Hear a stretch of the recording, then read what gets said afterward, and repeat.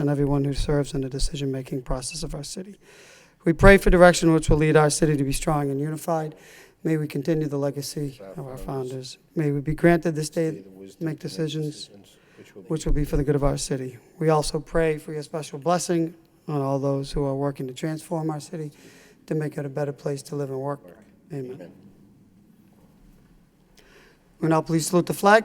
I pledge allegiance to the flag of the United States of America and to the republic for which it stands, one nation, under God, indivisible, with liberty and justice for all.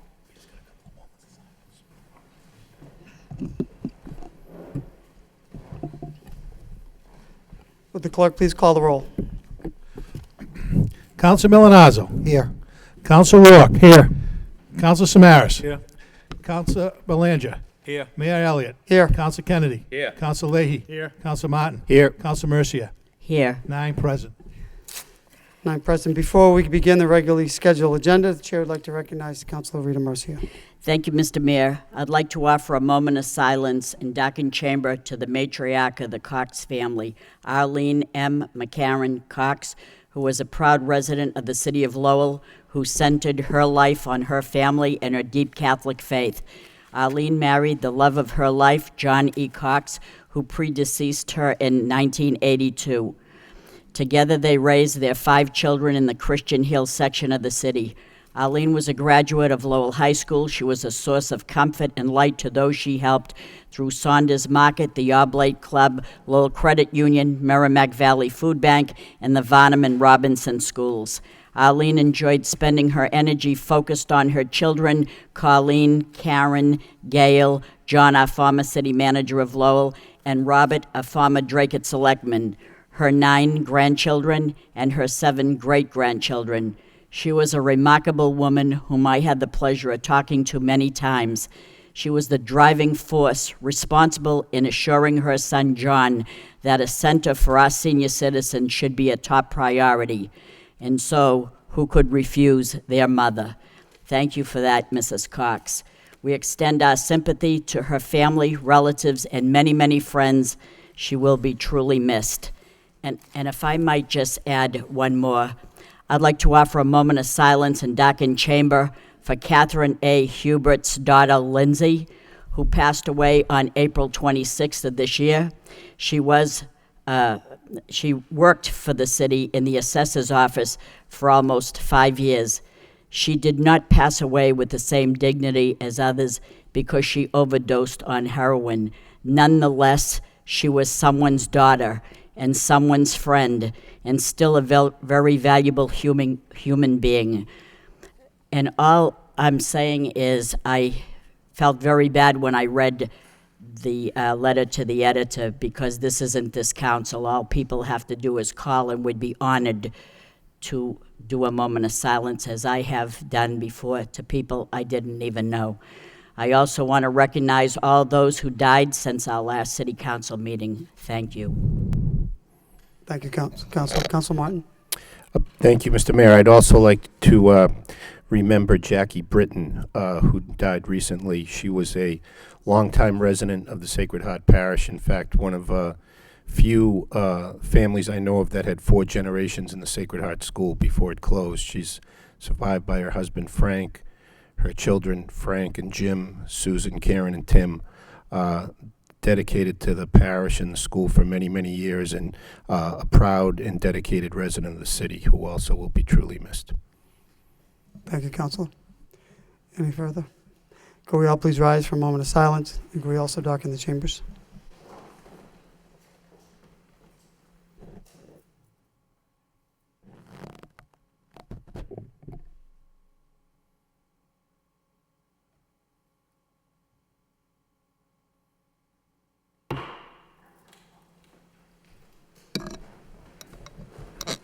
May they all rest in peace.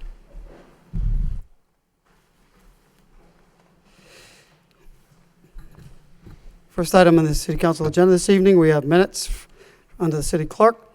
We have minutes of the City Council meeting of August 11th. We have minutes from the Transportation Subcommittee of August 11th for acceptance. Motion to accept and place on file by Councilor Belanger, seconded by Councilor Kennedy. All those in favor signify by saying aye, and the opposed, minutes are accepted and placed on file. Councilor Rourke. Thank you, Mr. Mayor. If I may, can I ask for suspension of the rules to take an item out of order, please?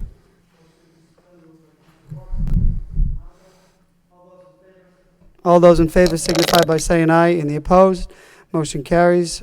The rules are suspended to take an item out of order. Thank you, Mr. Counselor? Mayor. It's 6.4, please. Motion to take 6.4 out of order.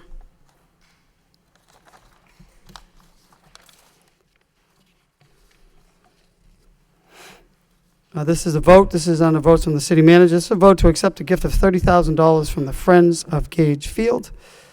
Mr. Clerk.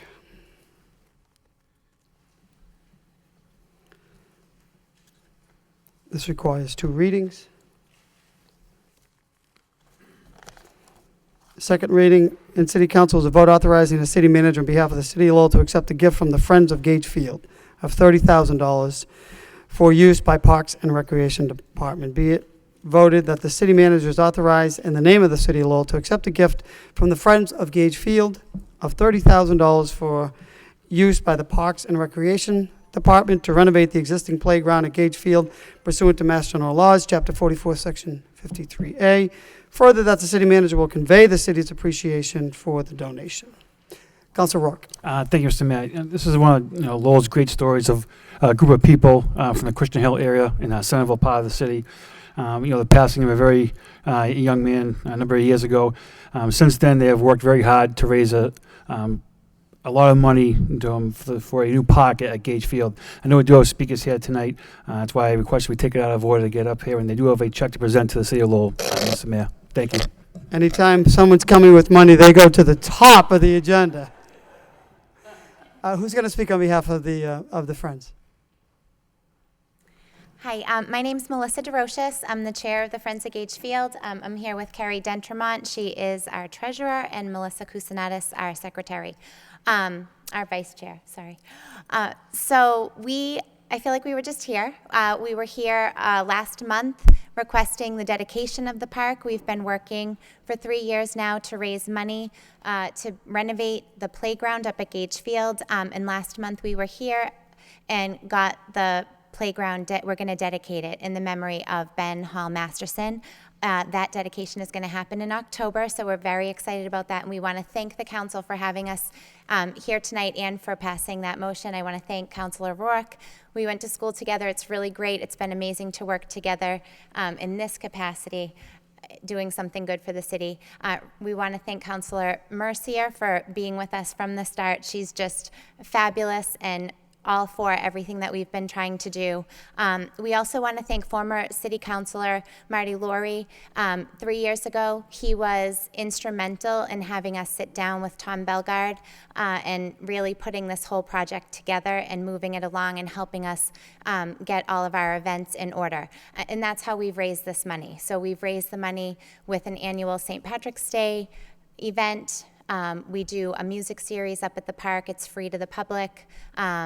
Every summer, we've done it for the past 3 years, and we've also done a Halloween party the past 3 years, and that's really, we want to thank former councilor Laurie for that. We also want to thank Tom Belgard for just advising us through every step of this. He's been fabulous. We call him and he makes it happen. Anything we've asked him to do, he's advised us, he's helped us, and he gets it done. So we want to thank him as well. We also want to thank the Commission on Disabilities. We are partnering with them. Ron and Dave are here. We're really thrilled to be working with them. It's just been amazing. They're fabulous people, and they're going to help put in some more handicap accessible equipment up at Gage Field. So we're thrilled about that.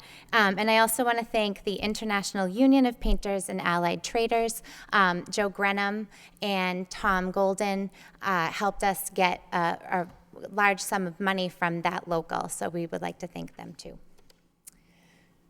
So we have a big check here for literally for $30,000 that we would like to present to the mayor from the Friends of Gage Field in order to build the park. So I will gladly accept that $30,000. I'll leap over.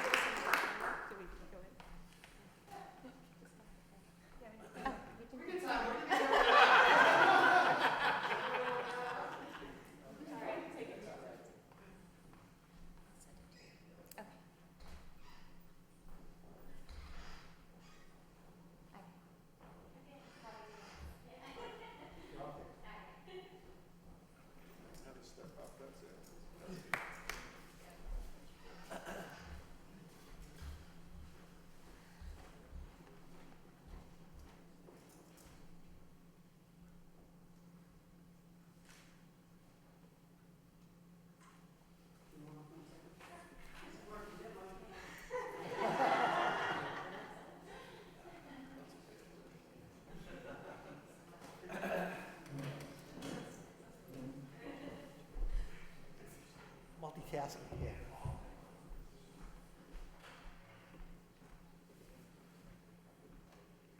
Great, hold on.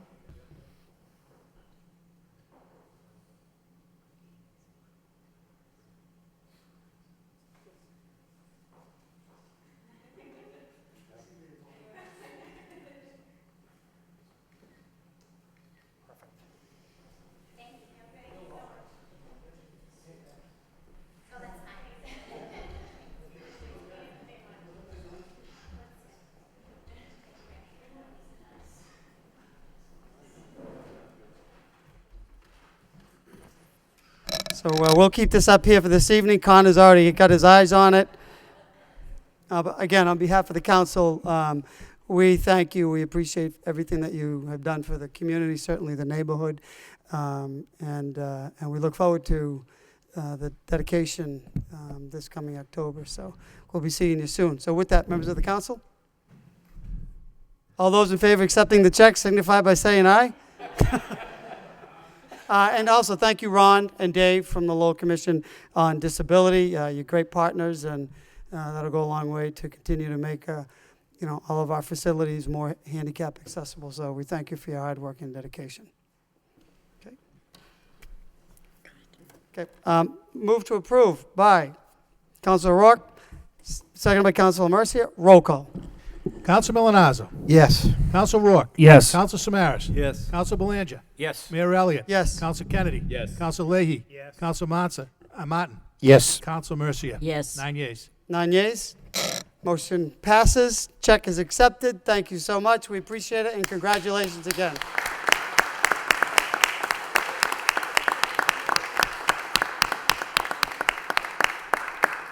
You are more than welcome to stay for the rest of the agenda. We'll be here till at least 10 p.m. Okay. Any other? We had are the women from the pageant here yet? Not yet. They haven't arrived yet. Just one. We'll wait a little bit and then. Okay. So moving on to the next item of the agenda, we have the city audit. We have a communication year-end status and auditor's office recommendations. Chair would like to recognize, considering this is the auditor's last meeting, we'd like to recognize the auditor for that report, if you could. Madam Auditor?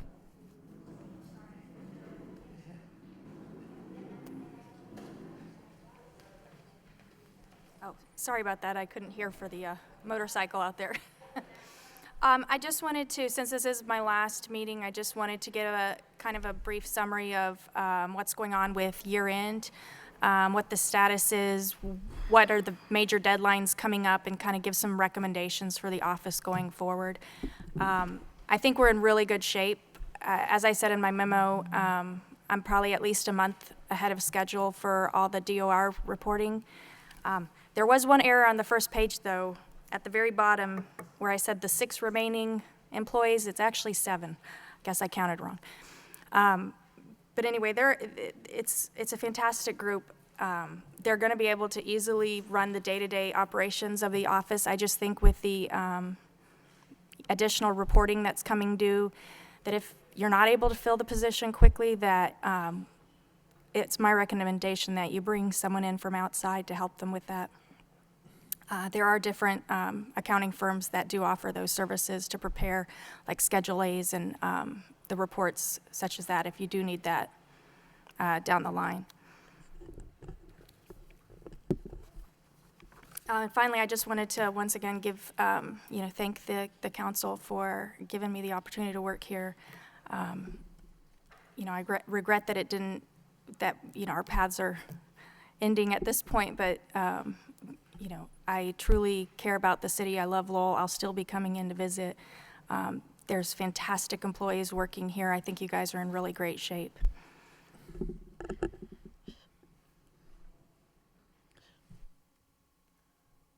Okay. Questions on the auditor's report? Council Marcia. Thank you, Mr. Mayor. Since this is the last meeting for the city auditor, I just want her to know that I'm very sorry to see that she's leaving. She put the books in order. She worked very diligently. She was a credit to the city. I'm very truly sorry to see you go, and I'm very pleased to have met you because you're a remarkable young woman. I really, really feel bad about you leaving. I know that she presented this report to us, and she made some recommendations. I would like to refer this paper to this report to the city manager because there are some things in here that I'd like you to look over. One would be there's a person during budget season that requested that the payroll clerk move from 35 to 40 hours per week, and I know that we can't increase anything. I understand that, so I'm not saying that we're going to increase it, but if you could just take a look at this and see if we can help that department to some degree, so I won't put my foot in my mouth by getting in trouble in some way, but I just want to look at this, and I know that we won't fill this position rather quickly, but she made a recommendation that said either bring in an outside consultant to help unless you can fill a position quickly. I don't think we can fill the position quickly. So if there's a recommendation to put someone in place, and I don't know if that would be the second in command, but if you want to add to that, Mr. Mayor, perhaps this is the time to do that. Well, in light of the fact that the auditor, her last day is this Friday, and we are required by law to have an interim auditor. There is an assistant auditor. She did take the reins the last time and did a commendable job. But in light of the fact where we are with this fiscal year, she would prefer not, in addition to all of her other responsibilities, she ran the office. So, my conversation with her and with the auditor, she would prefer not to, knowing that it is a lot of responsibility with preparing the Schedule A, year-end closeout, independent auditor is in here. So,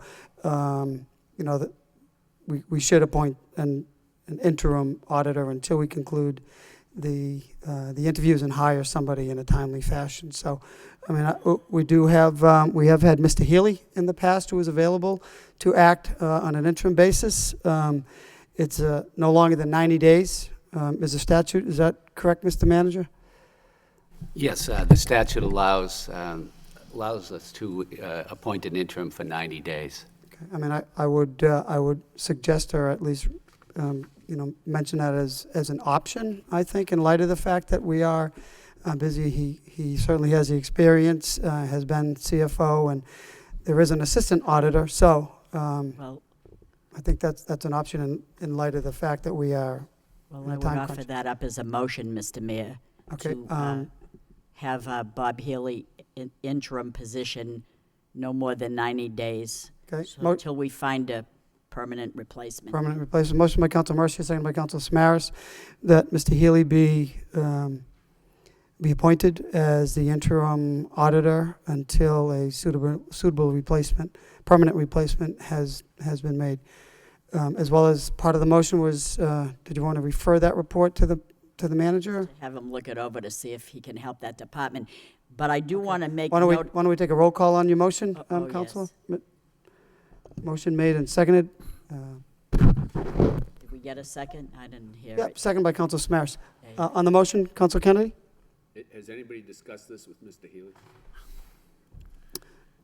Mr. Manager, is he available?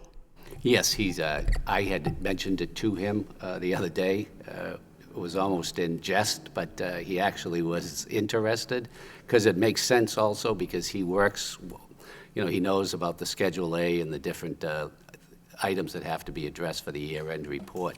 That's why I came up with the idea, but he seemed very interested in it. Further questions? Councilor Milonazo? Thank you. I certainly support the motion. I just had a question through you to the city solicitor. Does this require us to also bring forward another vote under the special employee state charter? Would he be considered a special employee or not? Holding two positions. I know is he still doing consulting as a CFO, not a CFO, but working with the administration? Mr. Manager, and then Madam Solicitor. He's actually, it's a consulting position, so we would just stop that consulting position. He's Okay. he's not technically an employee, so Okay. we wouldn't have to do that. It would just stop him as the consulting and move him over to the interim position. Okay, thank you. Madam Solicitor? All right, you all set, Counselor? Okay. Yeah, I completely agree. That's what I was going to recommend. It's good to have two lawyers in the room, well, three. Well, when they agree. But I think that's a good point, Counselor Milanazzo. Further thoughts, comments? Motion has been made and seconded. Mr. Clerk, roll call.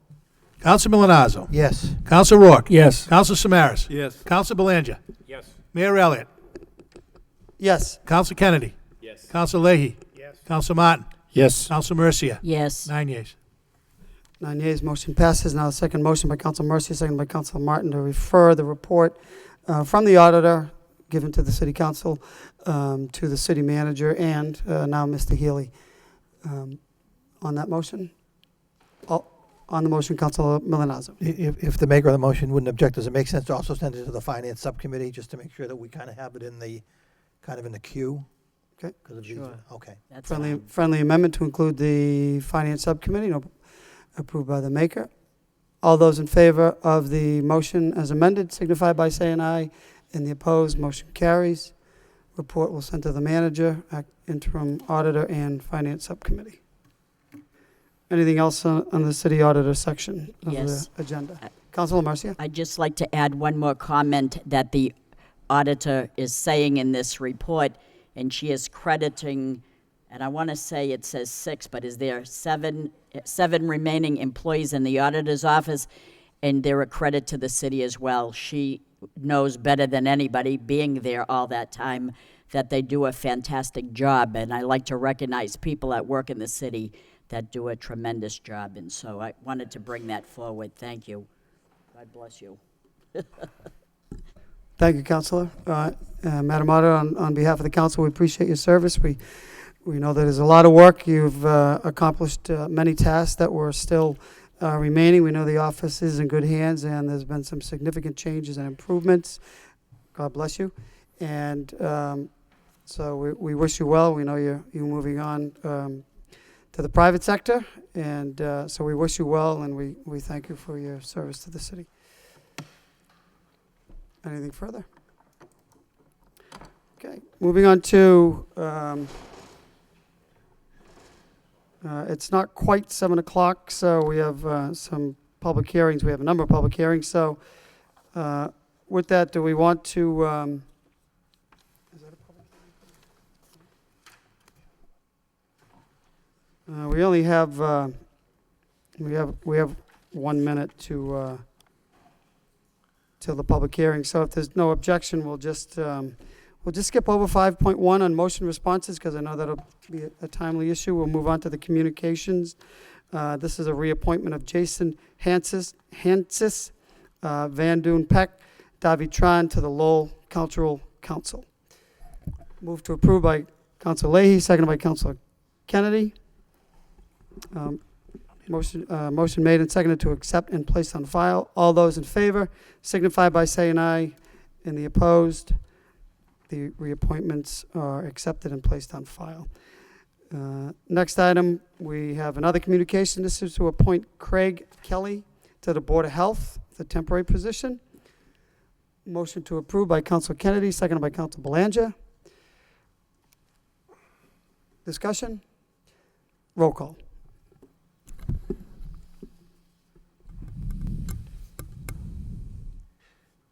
Counsel Milanazzo. Yes. Counsel Rourke. Yes. Counsel Samaras. Yes. Counsel Belanger. Yes. Mayor Elliott. Yes. Counsel Kennedy. Yes. Counsel Leahy. Yes. Counsel Martin. Yes. Counsel Mercia. Yes. 9 yeas. 9 yeas. Appointment is made. Mr. Manager? Yes, I understand that Mr. Kelly is here this evening. If you could just step up and introduce yourself to the council, and we want to thank you for your service. As the manager said, my name is Craig Kelly. I'll be stepping in, I believe, in 2 weeks, and I look forward to working with the issues at hand. Very good. Well, thank you. We know that we thank you for your service to the city and taking the time to participate. You're right, there is a lot on the plate, and again, we thank you for for volunteering to do this. Thank you.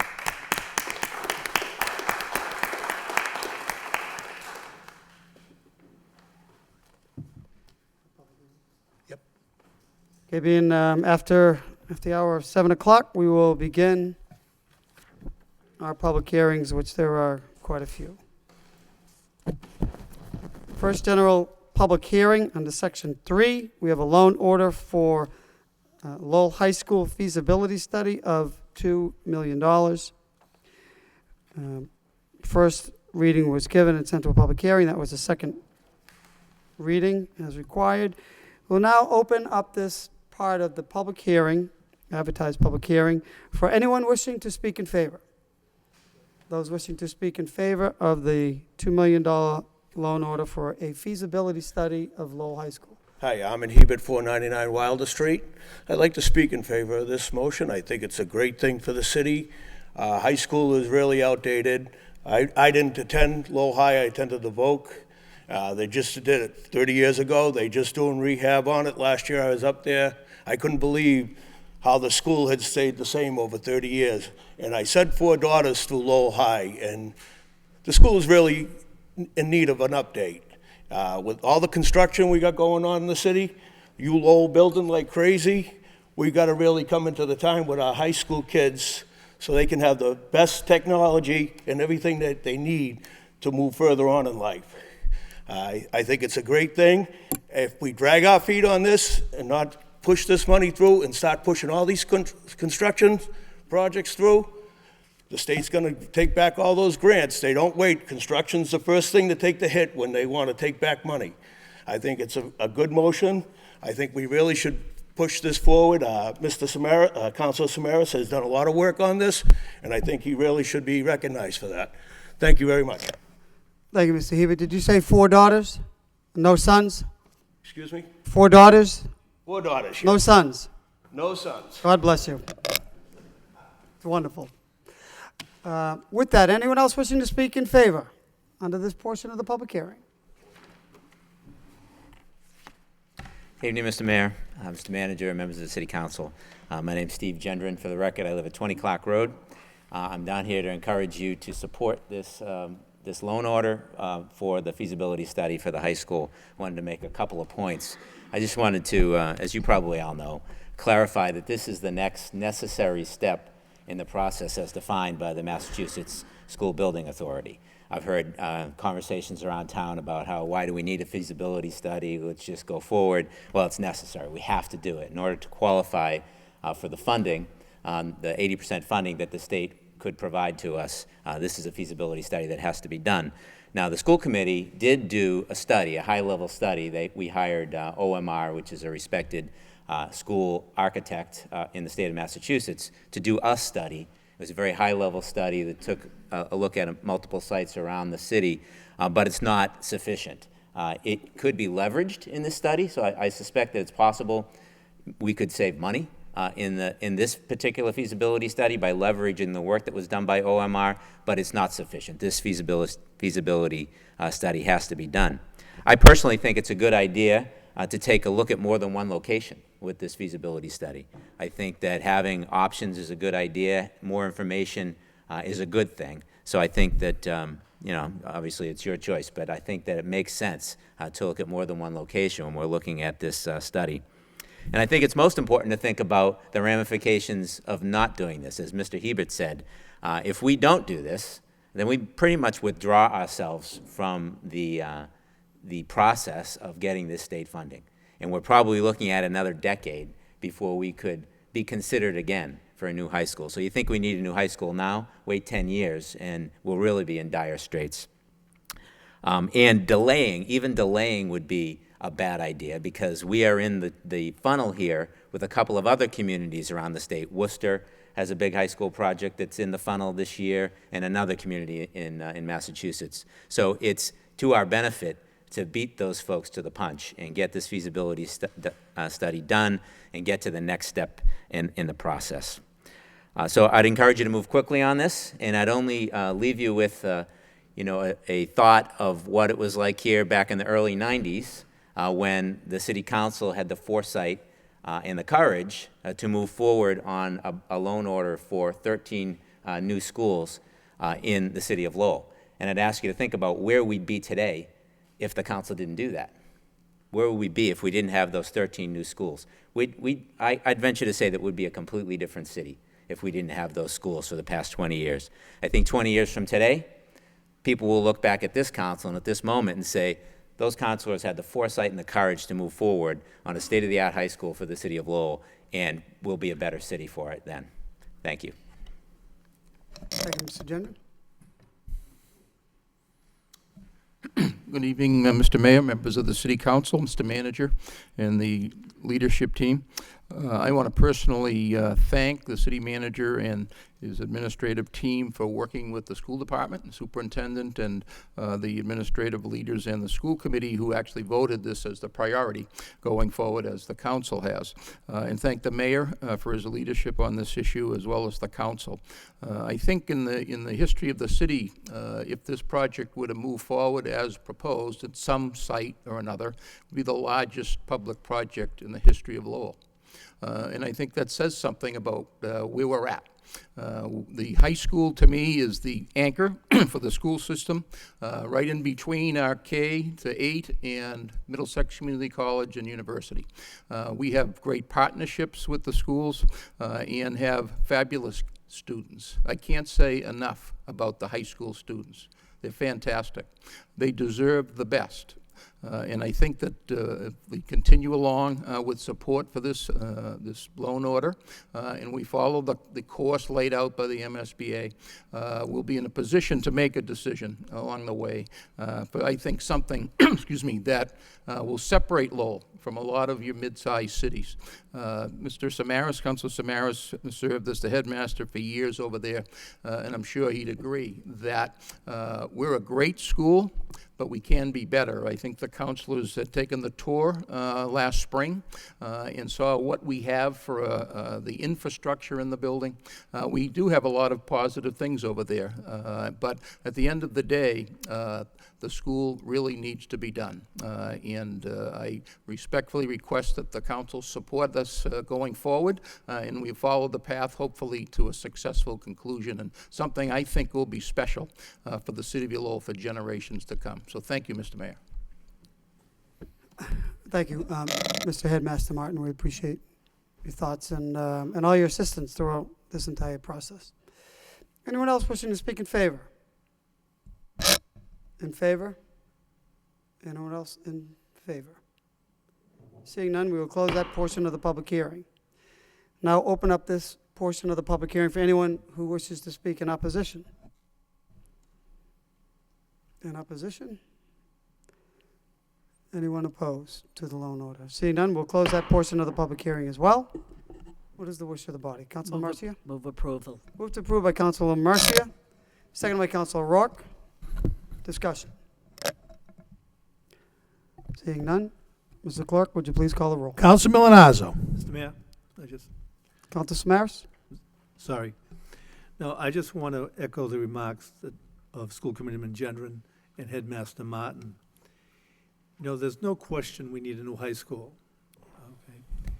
Okay. There's been many studies on the high school, and it is a good high school, but more important, it's got great kids, and it's got great programs. And Headmaster Martin has taken it what I consider the next level.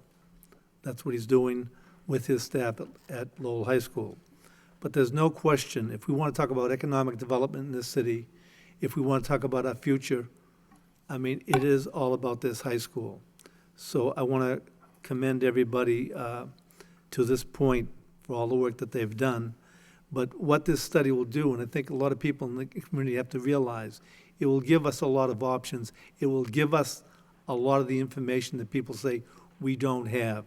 And they'll see clearly, I believe, that one, we need a new high school. Two, that we'll be given the tools to do this properly and give Lowell High School and Lowell High School students the right direction and the support that we need. Lowell is a great community. This is going to make Lowell even greater. And this will give Headmaster Martin and his staff, when he said he wants the best, in some cases, there are things that are just lacking. It's not necessarily just the best of equipment, but some equipment that he just doesn't have. And it also speaks to having the right type of equipment. And when you talk about having the best, you become the best. So I want to commend Headmaster Martin for his stand on this position and the work that they're doing at this particular point and the support of the City Council. Thank you. Thank you, Council. Council Belanger? Thank you, Mr. Mayor. One question through you to the manager. Mr. Manager, is there any new information on the, what we discussed 2 weeks ago about the best use of land study? Mr. Manager? Thank you, Mr. Mayor, through you. Yes, I've reached out to several parties in that field, and 2 have agreed to submit a proposal to do a highest and best use evaluation. I want to make sure that we see their methodology so that the methodology is sound and, of course, the cost to do it. And so they're going to be submitting a proposal, and I'll update you after the proposals come in. Thank you. Look forward to your update, Mr. Manager. Thank you. Thank you. And let me just remind the people at home, this $2 million is 80% reimbursement, right, Mr. Manager, or 79.8%? Well, since we're doing it quickly, too, we add extra points, so it could get up to over 80 if we move quickly, and so that's why we're doing it now. So, yes, around 80% is, you're correct, Mayor. Further discussion? Motion has been made and seconded. Roll call. Counsel Milonazo. Yes. Counsel Rourke. Yes. Counsel Samaras. Yes. Counsel Belanger. Yes. Mayor Elliott. Yes. Counsel Kennedy. Yes. Counsel Leahy. Yes. Counsel Martin. Yes. Counsel Mercia. Yes. 9 yeas. 9 yeas, motion passes unanimously. Law and order is approved. Move on to the next public hearing. While we're still on the public hearings, this is an ordinance to amend zoning at 21 West Adams Street to extend the TMF zone. We'll now open up this portion of the public hearing for anyone wishing to speak in favor. Thank you, Mr. Martin. Thank you, Mr. Gendron. Anyone else wishing to speak in favor of this ordinance amending zoning of 21 West Adams Street to extend the TMF zone? In favor, seeing none, we'll close that portion of the public hearing. We'll now open up this portion of the public hearing for anyone wishing to speak in opposition. In opposition? In opposition, seeing none, we will now close this portion of the public hearing for anyone wishing to speak in opposition. Going to refer it to, continue referring it to October 6th.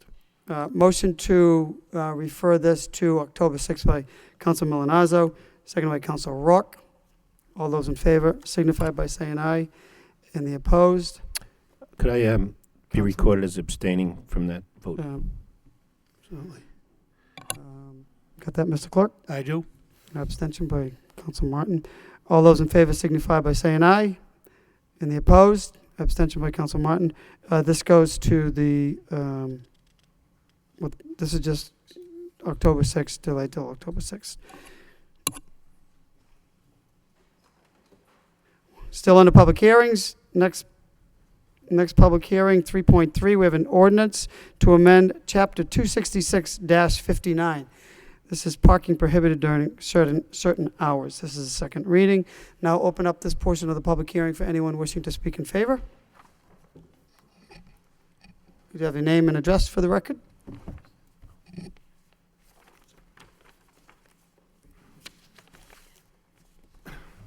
Mr. Mayor, members of the Council and Manager Murphy, James Flood, 549 Rogers Street, Lowell, representing Hunt Real Estate Services, Inc.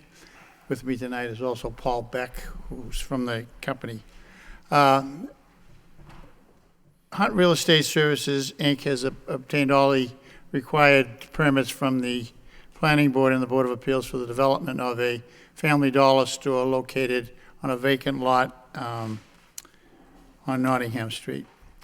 During the hearing process, some concerns were raised as to the accessibility to the site because of the narrow streets and the close proximity to the Lincoln School. And we had sessions with, we had our own traffic engineer and the city traffic engineer, and the recommendation was in order to allow tractor-trailer trucks to enter the Nottingham Street, we should restrict parking along Nottingham Street. The trucks would be coming up Chelmsford Street and taking a left-hand turn, and they felt with the parking on Nottingham Street, the trucks could not make that turn. So I've had conferences with the manager's office, with representatives of the manager's office. We've come to the solution of providing 6 parking spaces in the proposed parking lot for the new Family Dollar store, and I've given you a copy of that plan. That would be between 9 and 2 during the day. That's when the restrictions would be in effect, and that's when all deliveries would take place. All deliveries come out of the warehouse in New York, and because of the numerous Family Dollar stores in the area, surrounding area, they have to come by tractor-trailer truck, so it's very important. So that's why we brought that petition, and we're hoping that you will act favorably. If it is approved, we have to go back to the planning board to amend or modify their decision, and we would make sure that a condition would be placed in the amended decision that would provide for these parking spaces and the hours of parking. So, okay. Thank you, Mr. Flood. Questions for Attorney Flood? We thank you. Is there anyone else wishing to speak in favor? In favor? In favor? Seeing none, we will now close that portion of the public hearing. We'll now open up this portion of the public hearing for anyone who wishes to speak in opposition. Anyone opposed? Anyone wishing to speak in opposition? Seeing none, we'll close that portion of the public hearing as well. What is the wish of the body? Move to approve by Council Belanger, seconded by Council Leahy. Roll call. Counsel Milonazo. Yes. Counsel Rourke. Yes. Counsel Samaras. Yes. Counsel Belanger. Yes. Mayor Elliott. Yes. Counsel Kennedy. Yes. Counsel Leahy. Yes. Counsel Martin. Yes. Counsel Mercia. Yes. 9 yeas. 9 yeas. We'll move on to the next public hearing. We have public hearing, we're on 3.4. And this is an ordinance, it's for quarterly traffic ordinance. We'll now open up this portion of the public hearing for anyone wishing to speak in favor. Quarterly traffic ordinance, anyone wishing to speak in favor? In favor, seeing none, we'll close that portion of the public hearing. We'll now open up this portion of the public hearing for anyone wishing to speak in opposition to the quarterly traffic ordinance. In opposition? In opposition, seeing none, we'll close that portion of the public hearing as well. What is the wish of the body? Move approval. Move approval by Councilor Mercia, seconded by Councilor Belanger. Roll call. Counsel Milonazo. Yes. Counsel Rourke. Yes. Counsel Samaras. Yes. Counsel Belanger. Yes. Mayor Elliott. Yes. Counsel Kennedy. Yes. Counsel Leahy. Yes. Counsel Martin. Yes. Counsel Mercia. Yes. 9 yeas. 9 yeas. We're moving on to section 4. This is utility public hearings that have been advertised. First utility public hearing this evening is from National Grid and Verizon New England. And this is a request for installation of one pole on Willie Street. We'll now open up this portion of the public hearing for anyone wishing to speak in favor. Sam Eng, National Grid, North Andover Design.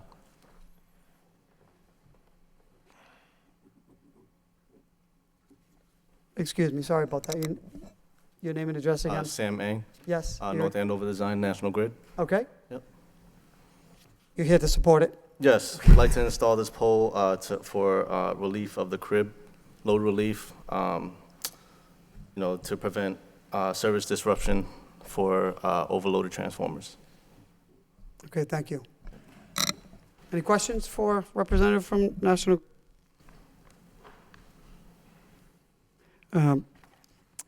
After we close the public hearing, manager has informed me that there is someone from National Grid to talk about Council Leahy's favorite subject. Council Mercy? Mr. Mayor, remember a couple of weeks ago when National Grid came before us with the pole location, and there was a gentleman here that said, it's going to be right in front of my house, and it prevents me from seeing. This isn't the same one, is it?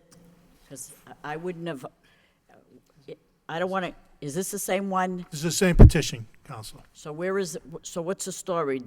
I don't know if, Did they decide on another location? And, because I don't remember you being the person that came up here. Did they switch people and throw me off? I don't know, but From my understanding, the parties were in agreement. This is actually an external design done by our contractors. well, let me ask you this. Is that pole going to be in front of that gentleman's house to prevent, I don't know that personally. you don't know that? So, and I Mr. don't know that either. Mr. Manager, do you know if the two parties have met to come up with agreement? Because before, when this was sent to a public hearing 2 weeks ago, the pole location was going to be placed right in front of a homeowner's residence, and he objected to it, so that's why we delayed it. So how do we know that the homeowner is satisfied? I have an email here from Mike McGovern, Yes. and he stated that the understanding that all parties are agreeable. Okay. Mr. Manager? Yes, our understanding is that the parties have met and reached an agreement. And you're right, it was a different person that was here last That's why time. it threw me off, because I would have remembered the man that I yelled But at 2 weeks ago. they did reach an agreement, They did. yes. They kind of must have, because the man would have probably came back again, Right. but I wanted to be sure. Thank you. I'm sorry, I didn't mean to, That's fine. disrespect you. I just was Okay to looking answer out for the questions. man that was not considered in this deal here. But I think he's okay now? Okay. Thank you, Council. Councilman Milanazo? I guess my only point was that if he wasn't okay, he would be here to speak in opposition Right. when that part of the public hearing is open, so. Okay, thank you.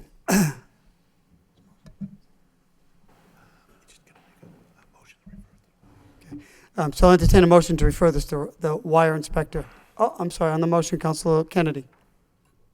Through you to the manager, is there anybody that's familiar with what the deal was? Like, what was the compromise? What did they decide? Our understanding is that we don't know exactly where they're going to move it, but it's not going to be right in front of his house, and that's why they've reached an agreement. Okay. But I don't know the exact location, but I know that it's not going to be in front of his window. I remember him A here. window. So, Mr. Manager, can I suggest this? This is going to the wire inspector for a week? Yes, will And it do. has to come back to us, so could we get that information prior to taking that vote? Yes. Council Kennedy? So what you're saying then is you're not sure where it's going to be, but you know that it's not going to be where it was going to be when the guy opposed it? Yes. Right, so, and he's okay But with we'll reach out to him and verify exactly, and we'll get some statement from, we'll at least confirm with him that he's satisfied with the location of the pole. Okay, all right, thank you. Okay, motion to send this to the wire inspector for 7 days, which will come back with a report and recommendation by Council Martin, second by Council Leahy. All those in favor signify by saying aye, and the opposed? Motion passes. It's going to the wire inspector. Still under public utility here, public hearings for utilities. There is another one, 4.2.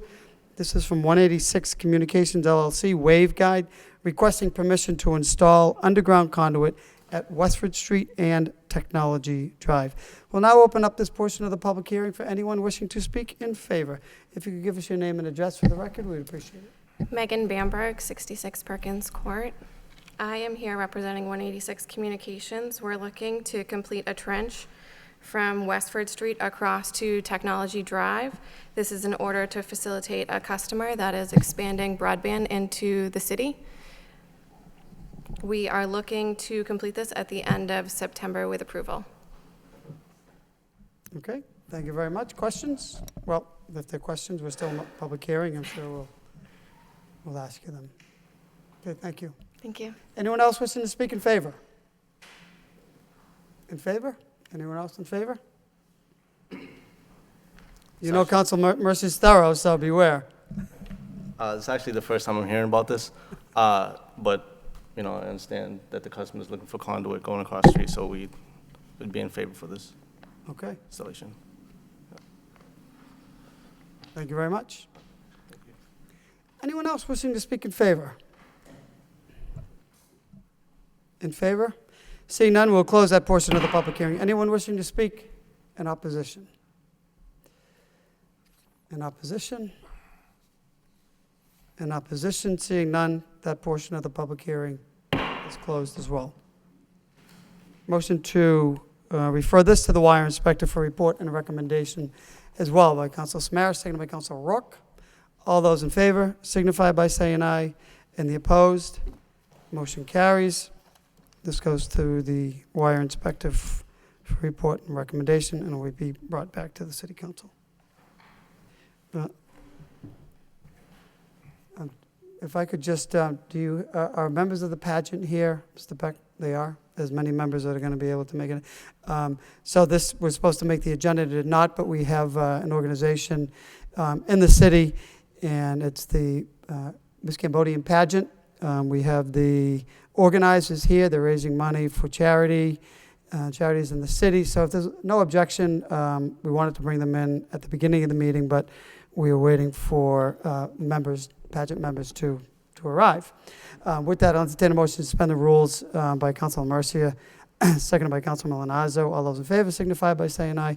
And the opposed, motion carries. Ladies, if you could come up, we'd just like to show the people of the city and let the organizer just say a few words and when it is and what's going to take place and the organizations that will benefit. So with us this evening is Don Simmons and other members of the pageant committee, and some of the contestants are here. Dai Peck, president of Miss Cambodia American Northeast. We invite you to speak. Now, ladies, just scooch right in because all the cameras are on you right now. So, Mr. Peck. Briefly, before we describe who we are, I just want to thank Mr. Mayor and his staff for having us here tonight. And actually, this is the first year that we're doing this event, and we hope many years more continue. This is the first of its kind in the Northeast region. And really from here on out, our purpose of this is to achieve recognition and raise awareness of the whole culture and tradition of the Cambodian community.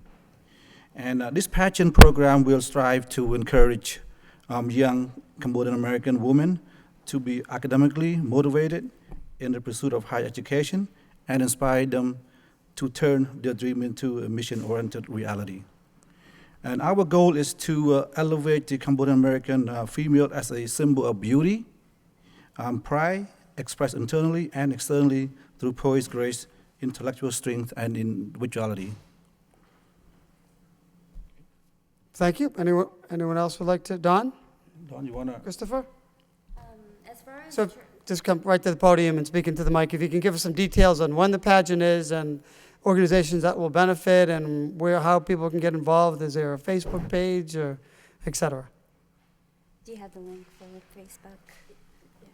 Okay, I'll let you take over. So for our charitable proceed, I reached out to YMCA. They're creating the first of its kind wheelchair fitness program. The director of the gym there, he was trying to establish a program where it brought in our wheelchair citizens pretty much to help them gain knowledgeable practices as far as fitness. With that said, they're looking for grants as well. And he reached out into the community, and I pretty much wanted to go back and back with him and try and establish something this year, first of its kind, and do something great for the community. Okay. So specifics on the pageant? Somebody The else? pageant is on September 6th at Sophia Miz restaurant, and the hours are From 5 p.m. Can you come to the mic, please? Just because we want people at home to. I'm sorry. My name is Serena Van Dan. I'm actually with Don. I'm the outreach coordinator. So the details of the event, the night of the event will be on Sunday, September 6th. It's from 5 p.m. to 6 p.m. at night. And the address of the location is on 450 Chelmsford Street in Lowell, Mass. 01852. Along with the event, there'll also be a 4-meal course and beverage served for the night.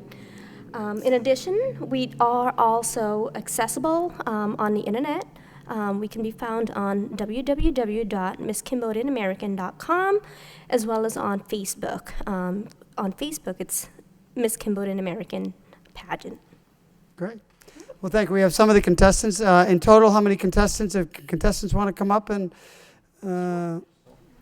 So before I present the microphone to the ladies, in total we have 12 contestants. Unfortunately, the other 7 are not able to make it due to work. Okay. Okay. Thank you very much. I know it was short notice, so... Hi, my name Spokesman. is Virginia Prack.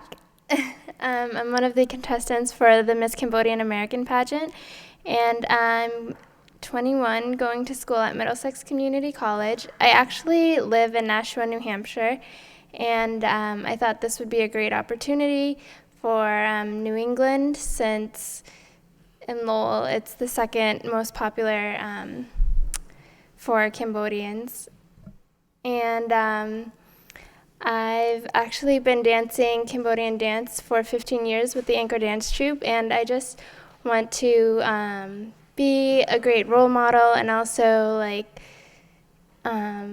keep up the Cambodian tradition that's dying. Thank you very much. Anyone else? Sure. A little shorter. Hello, Mr. Mayor. My name is Elizabeth Thatch. I'm 21 years old. I'm attending UMass Lowell, and I am a psychology student. I entered this pageant to learn more about Cambodian culture, since Lowell has become a Cambodian town. And it's the very first one, so I'm happy to be a part of it. And I hope Lowell will see Cambodian culture and more people will know about it. Thank you. Thank you very much, Elizabeth. Hello, my name's Larkina. I'm from Drake-It. I'm 23 years old. I recently graduated from UMass Lowell with my master's in biology. I entered the pageant because its mission had matched mine, where I hope to pursue higher education and apply to medical school, and I also wanted to embrace the Cambodian culture as well. Thank you very much. My name is Chantrini Lim. I'm recently graduated from UMass Lowell in math science majors, and I'm doing this for raise awareness of Cambodian cultures, and also want to raise to fundraising to help Cambodian kids with diagnostics. So yeah. All right. Thank you very much. Well, we appreciate it. And people at home now know of the information and see some of the contestants, and we'll look forward to seeing Mr. you. May, before we go, I just want to let you know that thanks for your support. And also, one of these lady here could be the winner. And our goal is here to raise awareness, like the contestant said. And as being the second largest Cambodian community in in the United States, so this is a good opportunity for them to, be the ambassador to go out there and talk to a younger generation, about not just beauty but also brain and intelligence. Thank you. Absolutely. Well, we can tell from your backgrounds that is clearly evident. So we thank you for coming tonight. Thank you, members of the council, for indulging the organization to come before us. It's for a good cause. It'll be a good evening, and we thank you. So. Thank you, sir. Okay.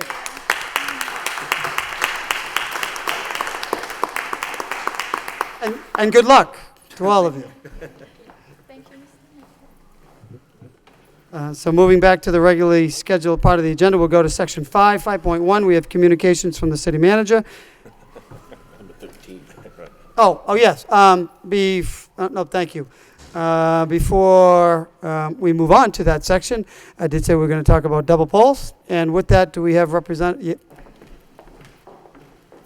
probably thinking, he forgot. So with that, can your name and address and perhaps an update on where we are with double polls? It's a regular source of concern here. So with that, thank you for coming. Mr. Mayor, members of the City Council, Mr. City Manager, and leadership team, my name is Susan Griffin. I'm the Program Manager for National Grid. And I provided in advance of the meeting an overview on the double poll situation. I'm happy to walk through that if you'd like, or just answer direct questions, whatever would be most convenient. I'm sure there are some specific questions, but what is the wish of the body? I'm sure, Council Leahy, specific questions? I just had, sure, but, I mean, we just got this tonight, so I kind of glanced through it, but I just had a couple of specific. Sure. Council Leahy? I guess, so I mean, I looked through it as best I could before the meeting, but my concern is just that you know, with all due respect, the report's good, but some of the polls just have been up way too long. And, you know, specifically, like, there's a few on Andover Street, Plain Street, and I see you doing a lot of work on Rogers Street, so you're transferring those over. Yeah. But it's more or less the ones that really just exceed the, I think it's, it would be, what, 90 days? Like, if we give everybody 30 days, is it? Or is it 30 days or 30, or 3 months? Well, it's 90 days All right, to so it complete is the 90 days? transfer, Okay. correct. But just some of them just stay up way too long, Yeah. you know? And a lot of the, you know, and to be honest, a lot of them are Verizon wires that are hanging on there. It seems like the National Grid wires are gone, and then it's the telephone wires that linger. And the other question I had was just that, are you familiar with some of the markings? Some of the poles, they go by and they put an arrow going down, pointing down to the ground, and then they, you know, then it just happens to stay like that for months, years, and I didn't know what that might be. I'll have to defer to my colleague, but let me first by saying is there's probably enough blame to go around, so I wouldn't necessarily say that my colleagues at Verizon are fully to blame. What I will say is that I agree with you. I think some of these double poles have been around too long, and we are working to put a plan together. I've been meeting with the city manager and the assistant city manager and the engineering department as well, and we're trying to put together a plan. We've got a little bit of a challenge right now in Lowell in that a lot of the transformers are overloaded. So that's why my colleague here has been coming to these meetings. That's why you've seen a lot of us asking to put new poles in. We're actually going with a higher pole in many locations, and then we're trying to replace older poles. So sometimes when you see a marking, it may be that it's a condemned pole that's coming down. The other thing is that if you look at a lot of the poles right now in the city, you'll see 2 transformers on them, you know, in many locations. And what that essentially means is that we're reaching a breaking point in terms of overloading those poles. You don't want the transformer to blow because then you're going to lose all the power down that line. So the pole that we asked to have set this evening is really to add an additional pole so that we can take some of the burden off those transformers. You always want to have a failover plan to keep that power going. So that's what you're seeing. You're seeing us take poles out, but at the same time we're putting new poles in, and it's really trying to balance the distribution network. So that's one of the things we have going on. There are right now in the city, there are 232 double poles as of yesterday in the city in varying states, and I provided that in my report. You can see which ones are ready for transfer. There are a fair number that are ready to pull, and we've been working on that plan with Mr. McGovern. Last Saturday, we pulled 12 poles, but in advance of pulling a pole, we have to do a dig safe on it. We need to know what utilities are around that pole before we go and pull it. So it's a little bit of a time-consuming process. The director of National Grid's distribution network has committed that he will use available crew to pull poles and do transfers, and that he will also use his Saturday crew pending no emergencies or inclement weather. And so that's really what we've started doing over the last 2 or 3 weeks, is when we have crew available on a Saturday, we're using them to come.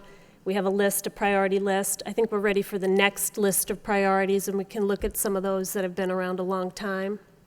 But I think one of the things we're trying to do is be efficient as well. We're already digging up streets with gas main replacements. There's sewer separation going on. There's the city paving plan. We're trying to get to those poles first because we know those areas are going to be paved. So that's really been the method that we've employed, but I think we're ready for the next level of prioritization. Okay. It's just that, you know, this has been going on since I've been here for about 3 years, and we'd really appreciate that if there could be an extra boost in pulling up those double poles.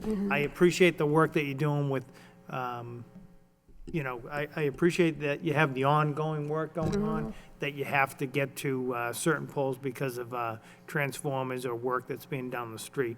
But there are some poles, and you know, not a lot, but maybe 20 to 40 that have just really been a nuisance and have been hanging there.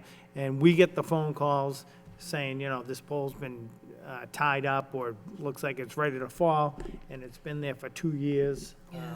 So any effort that you can do to really pull these poles out that are ready to come out would be appreciated by the council. I think that's an easy fix on my part. I'm happy to work with the city manager's office and prioritize that list. All right. I mean, then we Get them in wouldn't the have schedule. to keep asking you to come in. I know, you know, you've been in a few times since we've been here. A few former colleagues have started this. We've kept it going.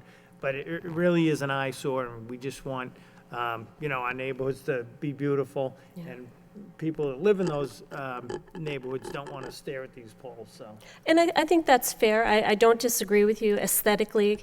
I don't think they enhance the streets and the roadways, but they're necessary until we can get that infrastructure fully in place. But I do think we can do a better job about pulling some of those double poles in a much more managed and logical process. All right, and we appreciate you working with the manager's office. Thank you. Thank you, Council. Council Kennedy. Thank you, Mr. Mayor. I don't know if this question is best for you or for the city manager, but when we do the budget and when we come up with a scheme or a schedule for the streets that are going to be repaved for the year, how much time do we give the utilities to, how much advance notice do they get? And then I guess my question would be, whatever the answer to that is that not enough time? You mentioned a little earlier that you're trying to scramble to do the streets that are being repaved. So my question is, how much time was there given to the utility companies in advance of the street being repaved? Prior to the construction season, the city engineer, Mr. Mayo, set up a meeting with National Grid and provided us with the complete paving plan. So we did have that in advance of the construction season, which generally starts April 1st. We got a late start this year because of the weather and the groundwater. We weren't able to open up the streets until I think it was mid-April. And that really had everything to do with the winter that we had and the fact that there was so much groundwater. Right, but now it's the end of August. I guess what I'm asking is, how long does it take from the time that you're notified that a street's going to be done to the time that it takes you to take down the pole? How much time does it take? Well, we know we have the paving plan, and I think everything that's on that paving plan, we've tried to pull the pole to date. So it's probably a good exercise for me to go through that with the city engineer and make sure we haven't missed something that's on the paving plan. But I think so far, everything that's in the city's plan to pave, where I have a double pole, we've tried to pull it. Okay, I guess what I'm saying is it enough time? If you know in May, for instance, what streets are going to be, and the city notifies you in May, or I don't know when they do, but say they do it then you have several months to pull those poles. So why? And I understand that this winter was a little bit different, but this is the end of August now, and there aren't that many streets that we're paving in the city, and so there can't be all that many poles. And so I guess part of my question is there not enough time? Do you need more time than what you have to pull the poles, or is it just that you've gotten a little behind this year? I think it's now I apologize earlier, I misunderstood your question. It's a number of things. Number one, we have a lot of double poles, and as fast as we can pull them, we're adding them to address overloaded transformers, new construction. So 232 double poles is a lot to pull, particularly when if you look at those poles, there are a lot of tenants on them. You've got fiber optics, fire alarms, Comcast, Verizon, National Grid. You might have private fiber. That's a lot of tenants that have to move their utility off onto the new pole. So we set the poles in Lowell, and we're the first to move because we're the highest on the pole, but then everybody else has to move, and that takes time. We do have a process called cut and kick that we have been employing where we can, which is where you see us lop off the bottom of the pole, and then it hangs on a bar until everyone moves their utilities off. And we do that when we can. Aesthetically, it's probably not much better, but what it does allow you to do is pave underneath that and get a smooth surface. And the city engineer has given us a number of different locations this construction season, and we've done that where we could.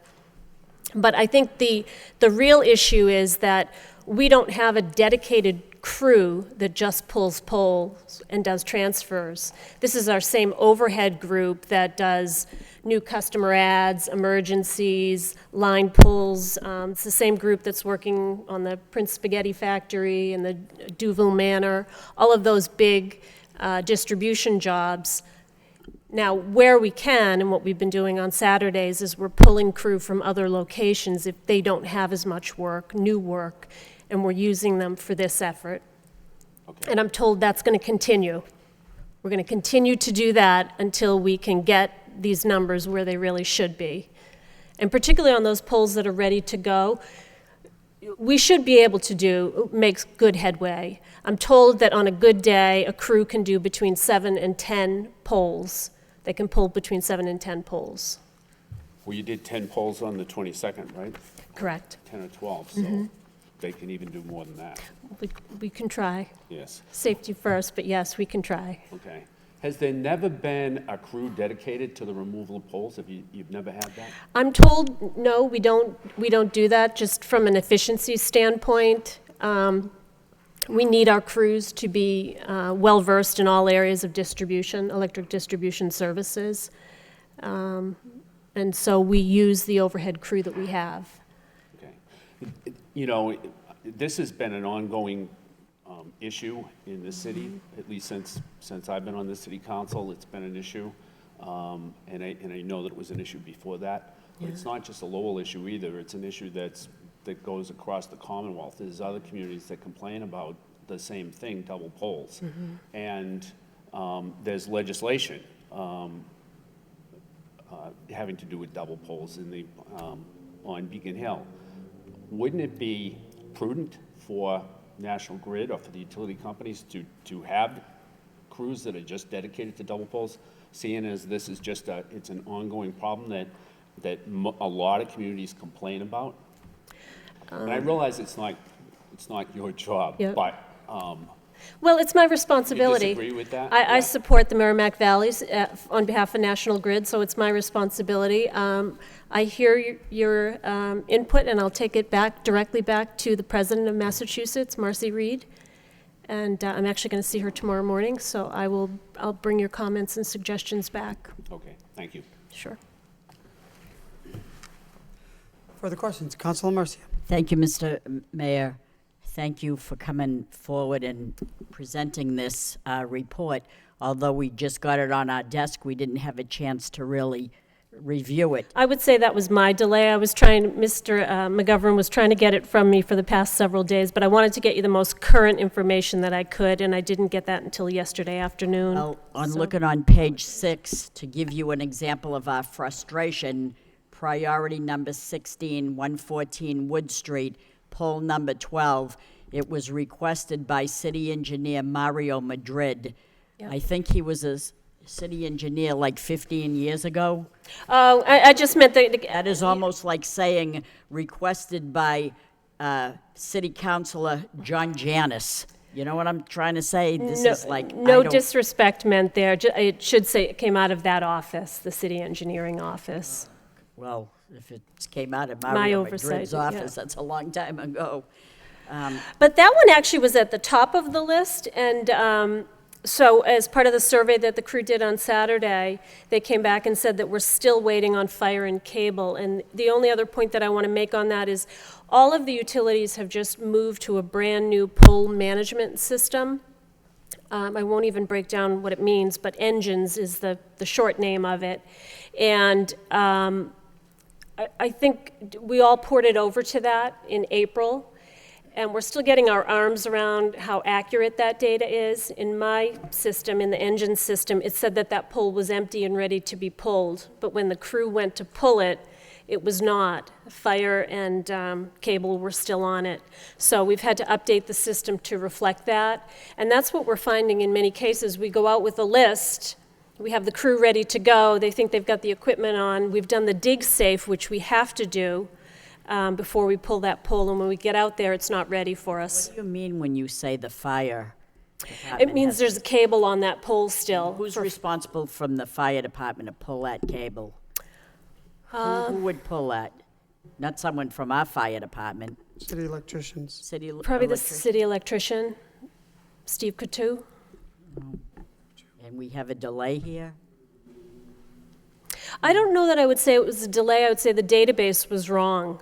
So the database said that that pole, showed that that pole was ready to be pulled. And we're all using the same database. So we believed that the pole was ready to be pulled, but when we actually went out, the data that we had in the system was wrong. All right, well, thank you for the information. Sure. I'll take it home and look at it a little more thorough. Thank you. Sure. Thank you. Through you, the manager. Do we still even use the fire? I thought we were all wireless now.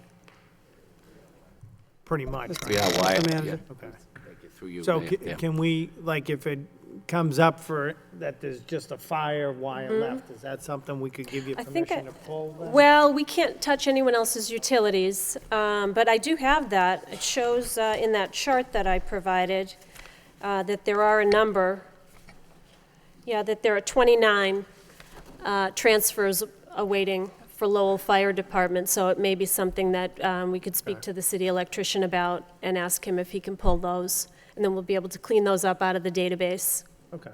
Thank you. Further questions? We thank you for coming this evening. Thank you for your We patience. appreciate you getting a better handle on this, if you will, and as has been mentioned, it helps the city. People are proud of their neighborhoods and their streets, and as you mentioned, safety hazard. So hopefully we'll see you again. I'm sure we will. I'd be happy to come back and report on our progress. Okay, great. Thank you very much. Thank you. Okay, moving on to Section 5. We have communications from the city manager. We'll go A through J. Beginning with A, motion response. Any questions, comments on efficiency funds to benefit Lowell users? Seeing none, we'll move on. Council Kennedy? Just on number A, I just would want to commend the manager on a good report. One down, Mr. Manager. Thoughts on that? Okay, we'll move on to motion response B. Any questions, comments, concerns on motion response B? Ordinance enforcement on Main and Canada Street. Move on to motion response C.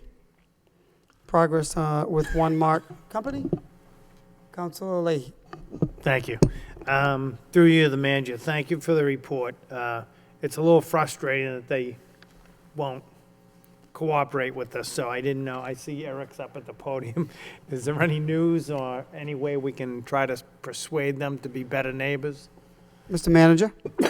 First, I drive by there all the time, and it is very frustrating. We met with their attorney, Attorney Eliades, and the owner to clean up the place. We did clean up some things, but it continues to be a concern because we can't force them to put a fence up. And that's where the most, egregious stuff is just sitting there in the back. Could you just elaborate on what we can do and what we have done? Sure. We have, after the meeting that the manager and I had with the property owner and their counsel at the site, we had the zoning enforcement officer as well as sanitary enforcement officers and building inspectors go to the site to view to see if there was any violations that we could enforce against the property owner. They did have some signage violations, and so they were written for signage. But as the manager mentioned, that there's no mechanism right now to force a industrial property to have fencing along a piece of frontage. So we have encouraged the individual. We're going to continue to meet with the property owner to see if there's some medium ground that we can come to that provides some level of screening along, I believe it's Swan Street, where you can see the rear of their property from the public way. But right now, we're taking every enforcement step we have in order to make sure that the property is compliant with all the local ordinances and zoning that exist in the city right now. So I guess maybe when you drive up 129 in Chelmsford, it seems a little different. So is that could be like a town ordinance that says industrial places have to have fencing or keep their property up? Yeah, I'm not familiar with Chelmsford's ordinances, so it's Right. possible that it's a local ordinance. But we could maybe look into changing the ordinance that says if you're, it's probably not as easy as we make it sound, but maybe it's something we could take a look at to see if, It's something we could look at. Lowell, unlike Chelmsford, has a lot of industrial properties, so we would certainly want to get a feedback. It's really get feedback and just see what we're looking at. yeah, it's really and this is the same thing that the individual has told. It's a cost issue, and I think for a lot of the industrial property owners in the city, it would be a cost issue. It's something we'd have to balance. Obviously, that's the city council's role, so we can certainly look at it though. Okay. All right, thank you. Thank you, Mr. Slagle. Any other questions on motion response C? Seeing none, we move on to motion response D. Council Martin? Thanks. So I join in commending the prior reports because I thought they were thorough. This one, I guess, this is a good report of where we are today, but it doesn't really present a plan going forward. I think, the neighbors that complained to me about this property know all this already. And, the question is what can be done with this property? From what I understand, there's infestation in there. People are afraid to let their kids go out in the yards and the surrounding property. So, is this to the level that requires the building to be torn down? If not, it just doesn't seem like that there's any sort of action that's going to help improve this property anytime soon. And that's the frustration the neighbors have, and I think that I have, and probably others in the council have too. So is there something more that can be done going forward? Mr. Manager? Thank you. Mr. Slagle, what actions do you plan to take? Could you tell the council what actions you're going to do to follow up on this property?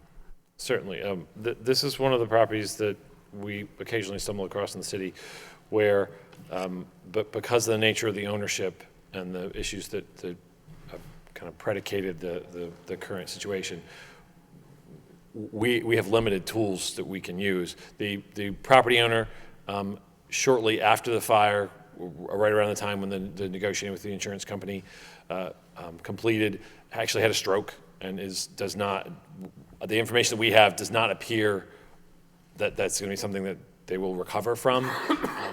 And we have no other contact information for any family member or any other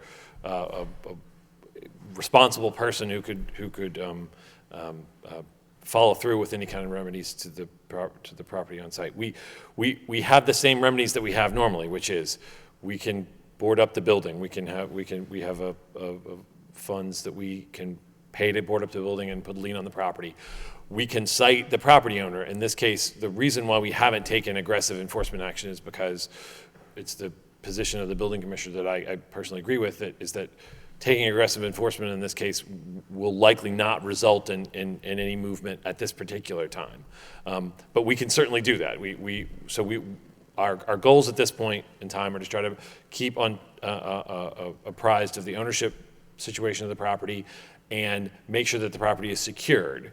The last time I had a conversation with the building commissioner about this property in the preparation of this, it was not at a stage where it was structurally unsound where he could order it to be demolished. However, if it does reach that stage, we will absolutely take the steps we need to demolish the property. And he's keeping himself apprised of the status of the property on a regular basis because of that particular issue. Okay. I mean, it's frustrating to live next door without any sort of plan of attack. I know nobody has stepped up to speak for the owner, and that's unfortunate. So if it has to wait a while, I guess it has to wait a while, but it can't wait forever. So, Thank you. Mr. Manager? This motion response won't close. We'll keep it open and keep a vigilant eye on the property and see what we can do. all right, thanks. Thank you. Further questions on motion response D? Seeing none, we move on to informational reports. Informational bond sale. E, bond sale.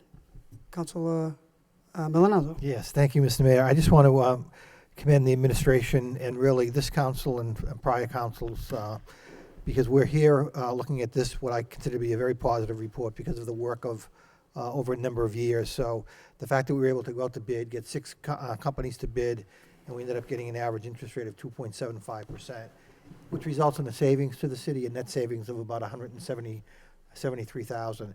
The interesting paragraph that I would point my colleagues to, which is on page 2, which talks about because of the large size of the bond and the good credit rating of the city, a premium over $4 million was received. And the CFO, along with the city manager, is recommending that once we know that dollar amount, that we put that money in the debt service stabilization fund, which does make sense. So, again, I commend the administration. This is a very good report, points to strong management policies and practices. So, again, kudos all around. So, thank you. Thank you, Councilor Milonazo. Any other comments on informational response E? Moving on to informational response F, EVID grant. F. Seeing none.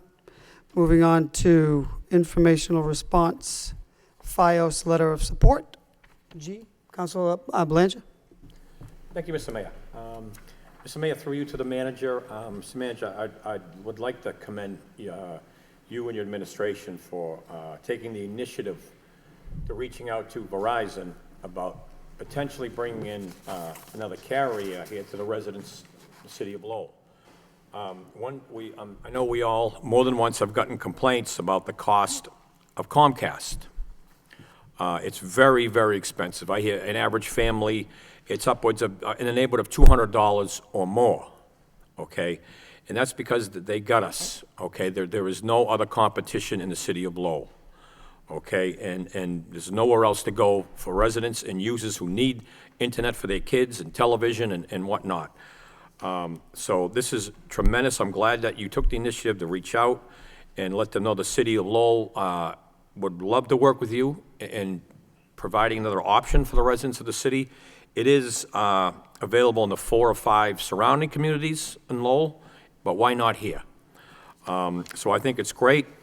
There's one way to remedy a very expensive provider, and that word is competition. We prove that by providing an electrical aggregate.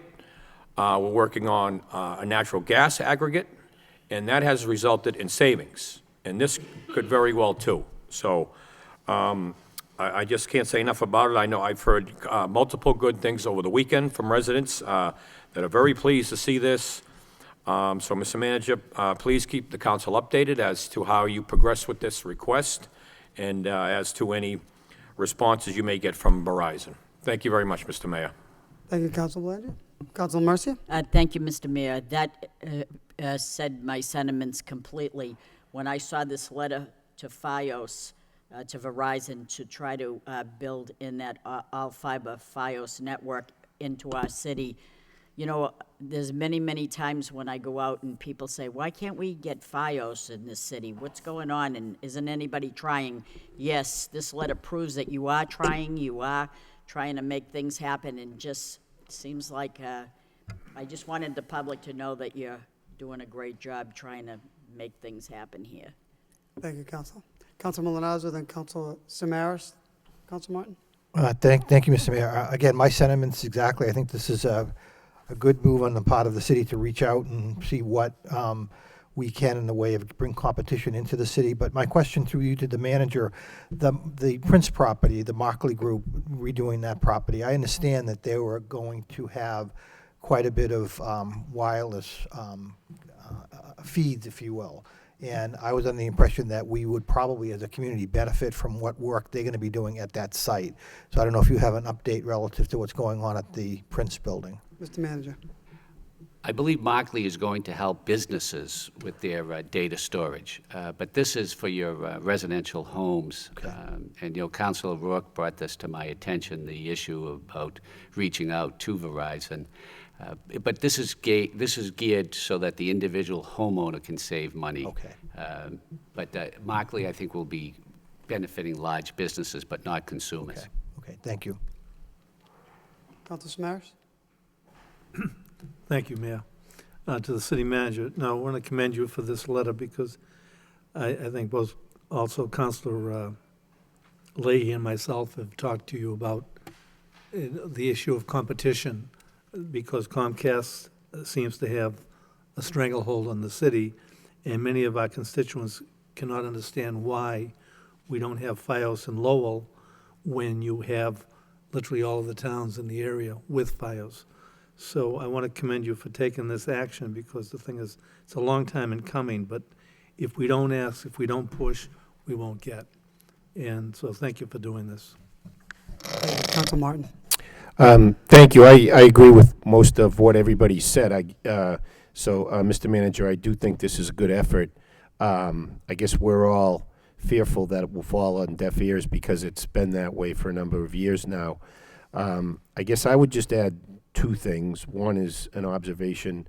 We're going to vote later on an agreement with Verizon Wireless, whose actual full legal name is Bell Atlantic Mobile of Massachusetts Corporation Limited, a Bermuda corporation.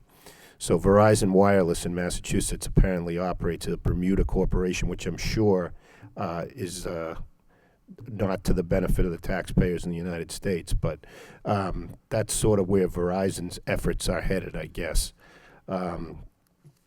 And the other thing I would point out with respect to the FiOS is that, other cities around the country are starting to put in their own networks. And I know that would be a massive undertaking, but some significant sized cities are starting to do that. Chattanooga, Tennessee, which is a city I think more than double the size of the population in Lowell, has had some success doing this. And I think if I were sticking around a little longer, it might be something I latch onto and pursue, but I'm hoping that by me saying it out loud, it might inspire some others.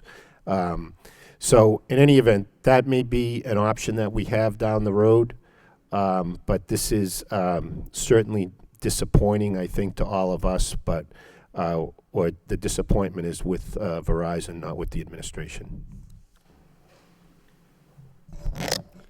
Councilor Leahy. Thank you. I also just want to say thank you for your efforts. This council has, voiced its opinion to you that this is important to us. As residents of Lowell call us and tell us how their bills just keep going up and up and up, and it's, and some people don't even subscribe, have a modest subscription, yet the prices keep rising. So we keep asking you, and we appreciate your effort on this. And I don't know, maybe Councilor Rourke will work on Councilor Martin's idea, and we'll have our own system before, the next term, but that'd be pretty good. But we applaud your effort, and, we'll keep after them and see what we can do. Thank you. Perhaps that would be good information to get, Mr. Manager, in the interim, the cost and process of setting up a network. Sure, it'll come before the next council meeting. Any further discussion on this? Seeing none, we'll move on to, still under informational reports, tourism in Lowell. Oh, yeah. Thank you. I just want to say this is a great report by the CVB. It really gives us a lot of good information on how many people have been coming into the city and for what events. And it's a good tool for us, and it's a good tool for the businesses throughout the city. So to see how many people are actually coming through, and so they can prepare. And if we're prepared for people to come into the city, it's a real boost for the businesses, and it's a good way to show off the city. Thank you. Thank you, Council. Moving on, any other comments, thoughts on informational response H? Moving on to informational response I. Treasurer's Office, Lowell Stat Report. Moving on to informational reports year-to-date, sick, vacation, buyback. Okay, I'll entertain a motion to accept all motion responses and informational reports. Accept and place on file by Councilor Mercia, seconded by Councilor Milanazzo. All those in favor signify by saying aye, and the opposed. Reports are accepted and placed on file. We already completed what's that? Yeah, we did 5.2, we did 5.3. Moving on to 5.4 is a communication from the city manager to request out-of-state travel for one individual from the library and one person from Division of Planning and Development. Move to approve by Councilor Rourke, second by Councilor Samaras. Questions, comments? Roll call. Councilor Milanazzo. Yes. Councilor Rourke. Yes. Councilor Samaras. Yes. Councilor Belanger. Yes. Mayor Elliott. Yes. Councilor Kennedy. Yes. Councilor Leahy. Yes. Councilor Martin. Yes. Councilor Mercia. Yes. 9 yeas. 9 yeas, motion passes. Moving on to the next section of the agenda, we have Section 6. We have votes from the city manager. First vote is to authorize the city manager to execute a license agreement with VYO Boston Incorporated, parking on portion of 740 Aiken Street, church parking for congregation. Entertain a motion to waive the full reading by Councilor Belanger, second by Councilor Kennedy. All those in favor signify by saying aye, and the opposed. Motion passes. The second reading will be by title. In City Council is a vote authorizing the city manager to enter into a license agreement with VYO Boston Incorporated to use a portion of city-owned parking lot at 740 Aiken Street in the city of Lowell for church parking for the congregation and employees of VYO Boston Incorporated located at 664 Lakeview Avenue, Lowell, and for no other use. What is the wish of the body? Move to approve by Councilor Martin, second by Councilor Leahy. Roll call. Councilor Milanazzo. Yes. Councilor Rourke. Yes. Councilor Samaras. Yes. Councilor Belanger. Yes. Mayor Elliott. Yes. Councilor Kennedy. Yes. Councilor Leahy. Yes. Councilor Martin. Yes. Councilor Mercia. Yes. 9 yeas. 9 yeas. Moving on to the next item, 6.2. It's another vote to authorize the city manager to execute a lease with Verizon Wireless at 965 Bridge Street, Gage Field Communication Equipment. Again, entertain a motion to waive the full reading. This is a lengthy document. Motion to waive the full reading by Councilor Kennedy, second by Councilor Belanger. All those in favor signify by saying aye, and the opposed. Motion carries. Second reading by title. In City Council is a vote authorizing the city manager to enter into a lease agreement between the City of Lowell and Bell Atlantic Mobile of Massachusetts Corporation Limited, a Bermuda corporation doing business as Verizon Wireless, for a period of 5 years with an option for an additional 4 5-year renewal terms or a potential of 25 years to lease space on certain space of an existing light pole located on real property located at 965 Bridge Street, Gage Field, for the installation, operation, and maintenance of communication equipment. Councilor Milanazzo. Thank you. I'd like to move approval, Mr. Mayor, but I would also like to add that I would like to move that the proceeds for the first 5 years of this lease, which would be $6,000 per year for 5 years or $30,000, be made available to the Friends of Gage Field. Okay. Motion move to approve the execution of the lease by Councilor Milanazzo, second by Councilor O'Rourke. As part of that motion, so I guess it requires. Okay, so council will do a separate vote to amend. Okay. Okay. So motion to amend by Councilor Milanazzo that the first 6,000 first Proceeds of the first year, $6,000, be dedicated towards Friends of the Gage Field. Seconded by Councilor Mercia. All those in favor of the amendment signify by saying aye.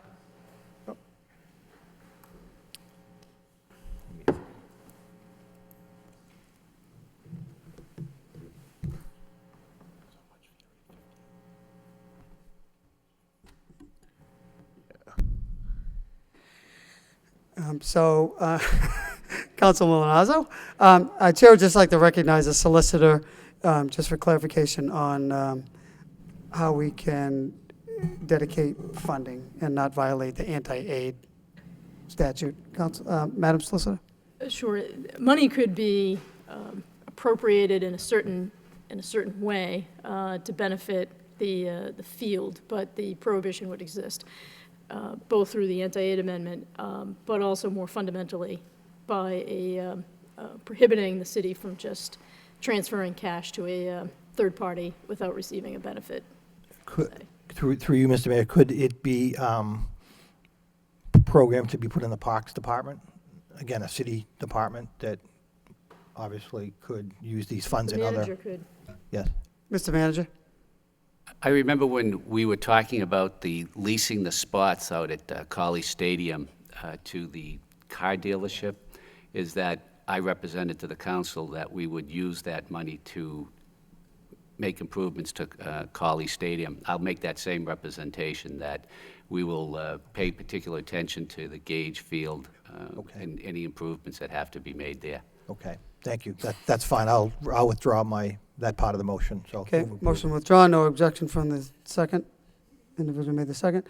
Okay, on the original motion has been made. Has it been made, Mr. Clark? Yes, it has. Yes, motion been made and seconded by Council Milonazo, seconded by Council Rourke. Roll call. Council Milonazo. Yes. Council Rourke. Yes. Council Samaras. Yes. Council Belanger. Yes. Mayor Elliott. Yes. Council Kennedy. Yes. Council Leahy. Yes. Council Martin. Yes. Council Mercia. Yes. 9 yeas. 9 yeas. Moving on to the next item, 6.3. This is a vote to apply, accept, and expend FY 2016 Mass Works Infrastructure Grant of $6 million for the Hamilton Canal District. Motion to waive the full reading by Council Rourke, seconded by Council Samaras. All those in favor signify by saying aye, and the opposed. Motion carries.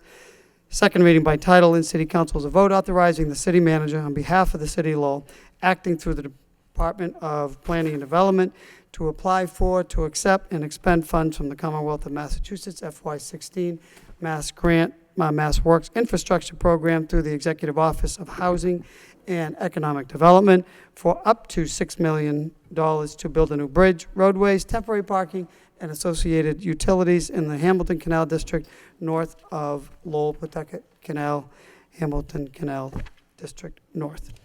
Councilor Belanger. Thank you, Mr. Mayor. A couple of questions, if I may. Now, through you to the manager. Now, Mr. Manager, Secretary Ash was in the city back in late May, and I was my understanding we already applied for this money. So what's the deal here? Mr. Manager. Through you, Mayor, this is the second subsequent round of funding, so they required us to submit another application. It's the similar application, but we needed to do it over again by next week. By next week, okay. All right, thank you. And Mr. Mayor, through you, I noticed Craig Thomas is here. If I could call him up to the podium, I have a question on the $6 million we're going to be requesting from the Mass Works grant. And again, Craig Thomas and his department gave a great forum that day in front of Secretary Ash of how important this money is needed for utilities and infrastructure to spur the economic development on this parcel. But one concern of mine is that, through you, Mr. Mayor, to Craig. Now, Craig, you were in the room that day, and you know what I'm concerned about is how in this $6 million we're asking over $1 million for a temporary surface lot, if you will, and it did raise an eyebrow with the secretary, as you know, and I think when the state gives you grant money, they like it spent in a more permanent fashion, if you will. So I guess if we're going to ask for money like this on a temporary basis, we had better be a good salesman. So is that still the plan, and how vital is that to this project, so that hopefully we get the nod for approval on this. Thank you, Councilor. Through you, Mayor. Councilor Belanger, you're exactly correct. Secretary Ash, when he was here, raised two concerns with our project. This is, as any councilor who was in the room at that time remembers, this is the board that we presented to Secretary Ash. We said, this is our proposal with each of the individual items laid out with their costs, and the temporary parking lot on the lower right-hand corner is what the council was referring to. Secretary Ash identified our design, saying we needed to show that we were ready to be in the ground in the spring to build this, which is a requirement of the program. And second, he said, I have some concerns about spending over $1 million on temporary facilities. So we feel like we've addressed both of those issues, but we didn't have that information until last Friday. I've been working closely with the city's designers, VHB, who put this presentation together, and again is our design engineering firm. As of last Friday, they delivered to us what we call 50% design plans. In this case, those are plans that are enough that we could almost build it in the next month or two. But over the winter, we will be able to complete those such that if we're awarded the money, which we feel is a very strong possibility, we'll be able to start this in the spring. After that meeting, I also directed, I discussed with Diane Trad, director, and we directed VHB to make all of the designs as permanent as possible. It was loud and clear to us that the secretary did not want to pay for temporary facilities. And so this is actually outdated as regards to the temporary parking lot. We still need a temporary parking lot to build spaces before the garage, but it now has shrunk to include two areas here and a second here. Part of the cost of what you see here is that along the canal, because of grade issues, is a very large wall. We actually removed that wall and all the fill required from the designs we have now and going forward with the final designs. Removing that and essentially paving that low area now where we had the snow farm this winter saves us hundreds of thousands of dollars, to the point where the new design, where the rest of it is the same really out here on Dutton, and then the new streets we're building here, those are the same for pedestrian access, for vehicles, and for the utilities for new development. But that temporary parking lot, we've cut down to the order of $300,000 or $400,000.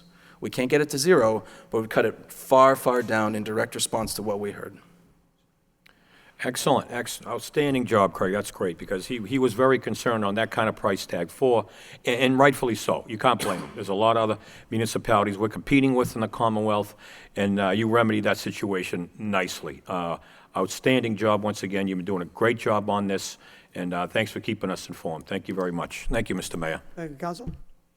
Further comments, questions on this application for $6 million?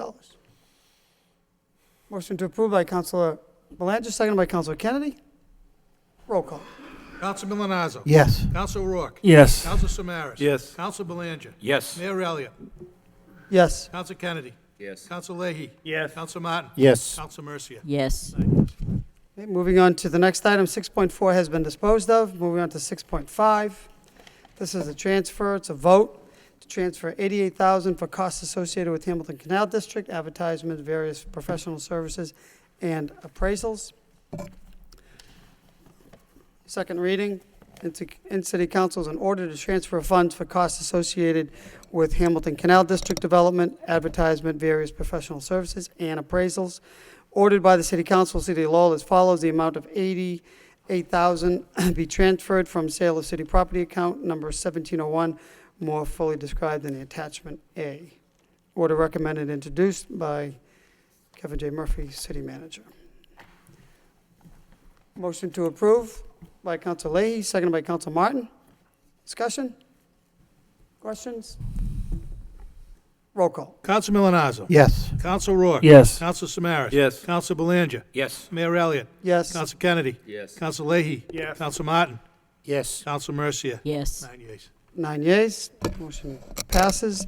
Next item on the agenda, 6.6. This is a vote to adopt and approve the hazard mitigation plan for North Middlesex region. This is a 2015 update.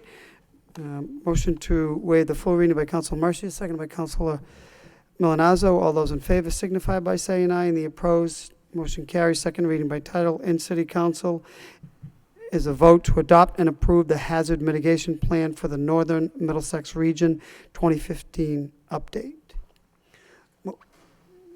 This has to go to a public hearing.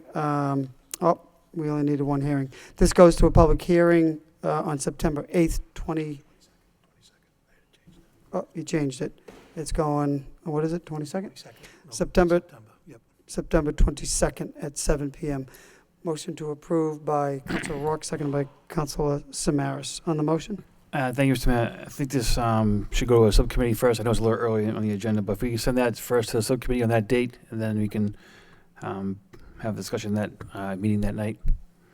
Okay. Motion to amend to include, send it to a public hearing as well as to a subcommittee, the flood subcommittee. Motion by Councilor Rourke, seconded by Councilor Samaras. All those in favor of that motion signify by saying aye, and the opposed. Motion to refer this to a public hearing as amended by Councilor Belanger, seconded by Councilor Kennedy. All those in favor signify by saying aye, and the opposed. Motion carries. That'll go to a public hearing and to the flood subcommittee. Next item on the agenda, we have moved to Section 7, orders from the city manager. First order is to abandon a portion of Edgewood Street. This also has to go to a public hearing. We'll refer this to a public hearing on September 8th at 7 p.m. Motion by Councilor Leahy, seconded by Councilor Martin. Send this to a public hearing. All those in favor signify by saying aye, and the opposed. Motion passes. Hearing on September 8th. Next item is 7.2. It's an order for a 60-day trial. Motion to waive the full reading by Council Mercia, second by Council Milonazo. All those in favor signify by saying aye. And the opposed, motion carries. Second reading by title. And City Council is an order pursuant to Chapter 266 of the Code of Ordinances, City of Lowell, Massachusetts, concerning Section 266-6 thereof, entitled Temporary Experimental Regulations. Temporary traffic regulations are hereby implemented for a period of 60 days. Motion to approve by Councilor Samaras, seconded by Councilor Rourke.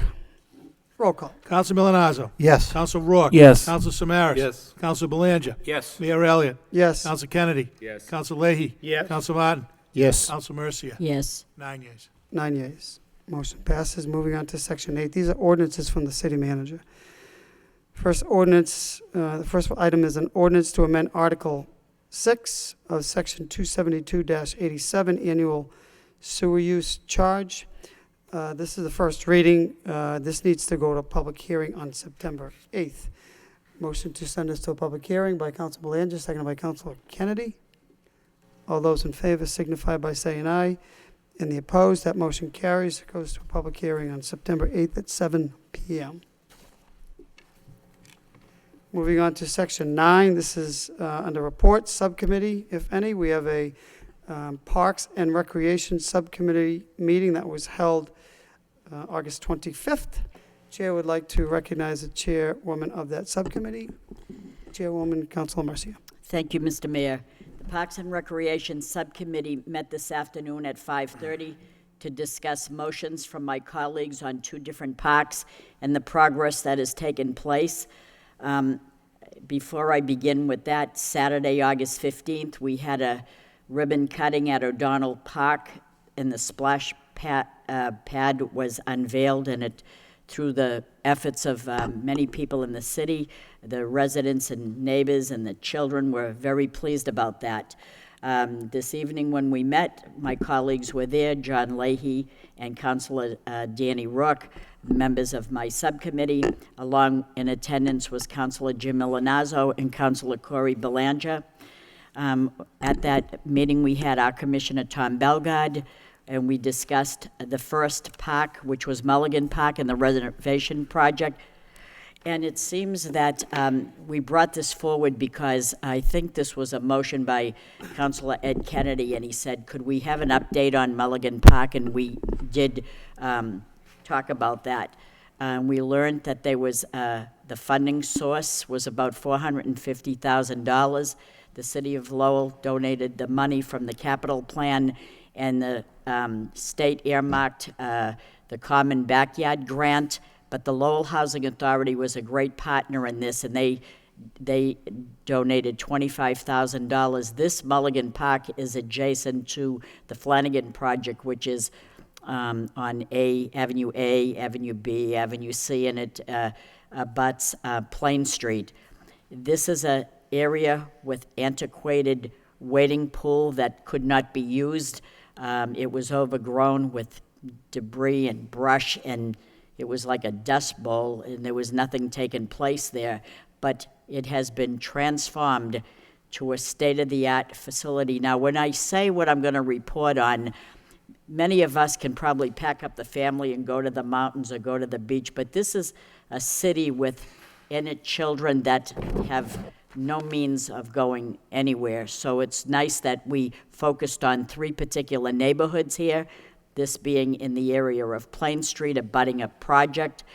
And the kids are going to be so excited because this scope of the work that was transferred in this park into a multi-purpose mini sports complex, complete with a new basketball court, volleyball court, multi-purpose playground. And we did learn that the most important part of a complex is the playground, and the children are going to really benefit from this. There's a picnic area, special events area, including a state-of-the-art splash pad, off-street parking lot, and the city's only wiffle ball field. I think some of my colleagues are going to take part in learning how to do that. Enclosed by high walls, backstop, etc., and the landscaping improvement to this area is going to be a state-of-the-art. I did take a tour with Commissioner Tom Belgard last week. He is so excited, and we did travel to the different parks that I'm going to talk about. The Parks and Recreation Division of Planning and Development worked very closely to make sure that this will be in full operation before the summer's end.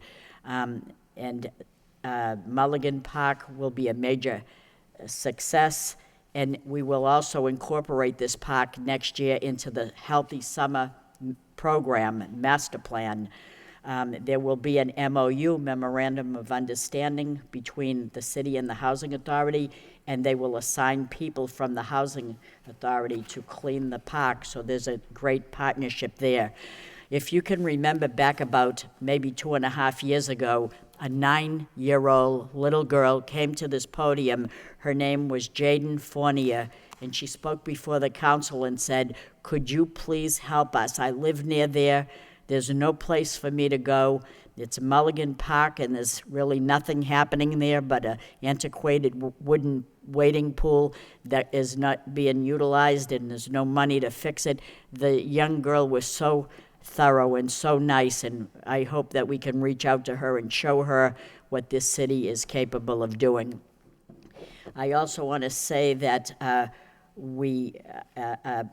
I contacted Marianne Magajewski, Deputy Director of the Lowell Housing Authority, but her daughter gave birth to little Georgie, and she was not able to be here, but we thanked her very highly for the partnership here. I'm sure that our Lowell delegation took part in securing funds for this. We know that a very special person who at the time was a state representative, and his name was Kevin Murphy, brought in some money with the Lowell delegation for this project, who now is reaping the benefits as the city manager, so we're very grateful and thankful for that. The splash pad facility is scheduled to open Memorial Day of 2016 through Labor Day 2016, but we're very excited about that. The second order of business was the Gage Field, and when I talk about Gage Field, there's another great partnership because the people that are working there and instrumental on the Friends of Gage Field, the chairman of the Friends of Gage Field, Melissa DeRoja. We had Kerry Detremont, the treasurer and vice chair. We had Melissa Kusanadis, secretary, And we had Jerry Nutter, who was there as well as Patrick Farmer. They've been working for 3 years to secure money, and as you can see this evening, they donated a check for $30,000. Not an easy charge right there, but they did a lot of planning, a lot of parties, a lot of fundraising efforts. I want to say that former city councilor Marty Laurie was very instrumental in the splash pad going up at O'Donnell Park through his motion, and he worked very diligently with the people and the Friends of Gage Field to make this happen. Melissa DeRosia wanted to talk about how grateful she is for the donations from Joe Grenham. He's from the Painters and Allied Trade, Local 35, for their large donation to help out as well. But we have a very special partnership in that the Commission on Disabilities, and two of the people that attended was Ron Glassman, former committee chairman, and David Ellingson. And also, who couldn't attend was Jeff Wilson. He had to work and he couldn't get out of work, but these people have been instrumental in donating funds as well. So this started some 3 years ago, and as I said, the most expensive component is the playground, but the Friends of Gage Field donated $30,000, City of Lowell with the capital plan $20,000, and the Lowell Commission on Disabilities $10,000. And we have earmarked from the Commonwealth $15,000. There's $75,000 that will go into the starting of the renovations, which will take place September of this year and should be completed by October. There will be a dedication in October to the playground, who will be named after, this playground will be named in memory of Ben Hall Masterson, and that was a motion by City Councilor Danny Rourke, who actually took it before the Board of Parks, and it was approved by the Board of Parks as well. So Danny Rourke should be commended for that. I'm just so happy that we can see the work that has taken place in the city in different parts. We didn't earmark all this money to one favorite special place. This is not how we do business here on the City Council. We donated and split this up 3 ways, and it was a very, very good partnership on all 3 areas. So that's my report of progress. If my colleagues want to add to that, I could go on for another half an hour and tell you how proud I am of everybody working in the city. Tom Belgard, our DPW and Parks and Recreation Department. I know people and families are benefiting from the splash pad at O'Donnell's, and the 2 that are going to open. It'll be doing our hearts good to know that instead of our children getting in trouble and having all this ample time on idle time on their hands, they can take part in sports and activities in the different areas right in their own neighborhood. So we're very grateful for that. This city is doing a lot to help people and being safe about it, and I just want the public to know that. So it's a credit to my colleagues and the city manager and the administration. So that's my speech, and I'm sticking with it. Thank you very much. Thank you, Councilor. Further comments, questions, thoughts on that report? Motion to approve the report as report of progress and placed on file by Councilor Rourke, second by Councilor Samaras. All those in favor signify by saying aye. Any opposed? Report is accepted and placed on file. Councilor Samaras, did you have something? Yes, ask for suspension of the rules so I can bring up a motion from the previous meeting. Motion We to wait till the motion, we hit the motions? Yeah, motion to No, I don't know if he's going to wait, or I wanted to talk about reports. reports? Yeah, if I could. Okay. Okay. So we'll get through reports, and then we'll suspend the rules to bring up Thank a you. prior motion response. Councilor Milonazo. Thank you. In response to a motion made by Councilor Belanger regarding the improvements to the Lord overpass, I'd like to schedule a transportation subcommittee meeting and get a presentation from the administration. So I checked with the city clerk, and it looks like October 6th at 5:30, if that's okay with the members of the transportation subcommittee and my colleagues. So we'll get that. I guess we're very busy during the month of September with subcommittee meetings, so it'll be Okay. October 6th at 5:30. October 6th at 5:30. 30. Transportation Subcommittee meeting. Thank you. Okay, Councilor. Other reports? Councilor Leahy? Thank you. I just wanted to report that I received an email from Fran McCarthy, the family of Dave and Ray Robinson. They just wanted to thank us for the dedication that they had at the parks, at the Central Street location. They're very, very grateful to the council, and they just were so impressed by the ceremony and what the city did for them, and they just wanted to thank everybody, and they just asked me to pass that along. Thank you. Thank you, Counselor. Still reports? Still under reports?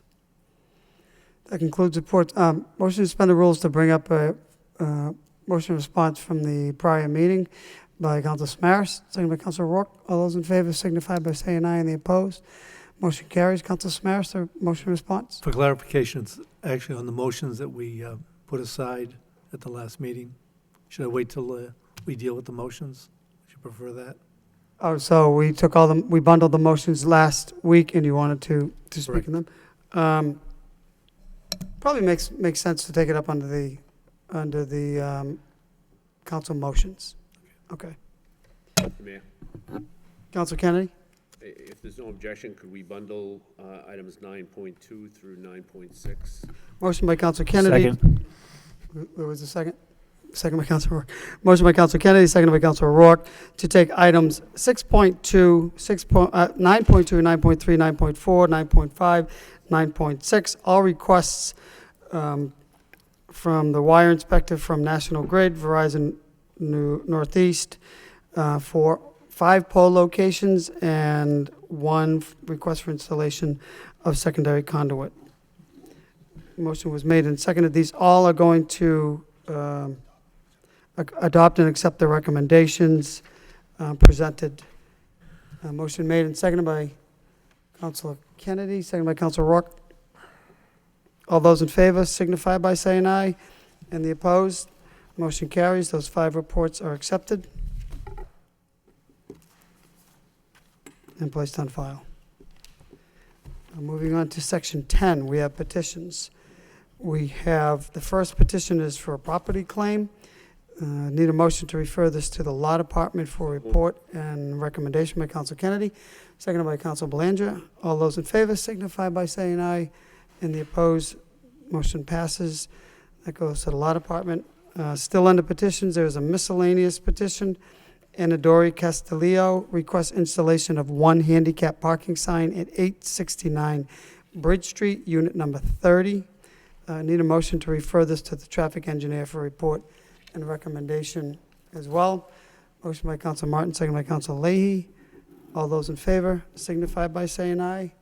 And the opposed, motion passes. Still under petitions, we have another miscellaneous petition from Howard Manoian.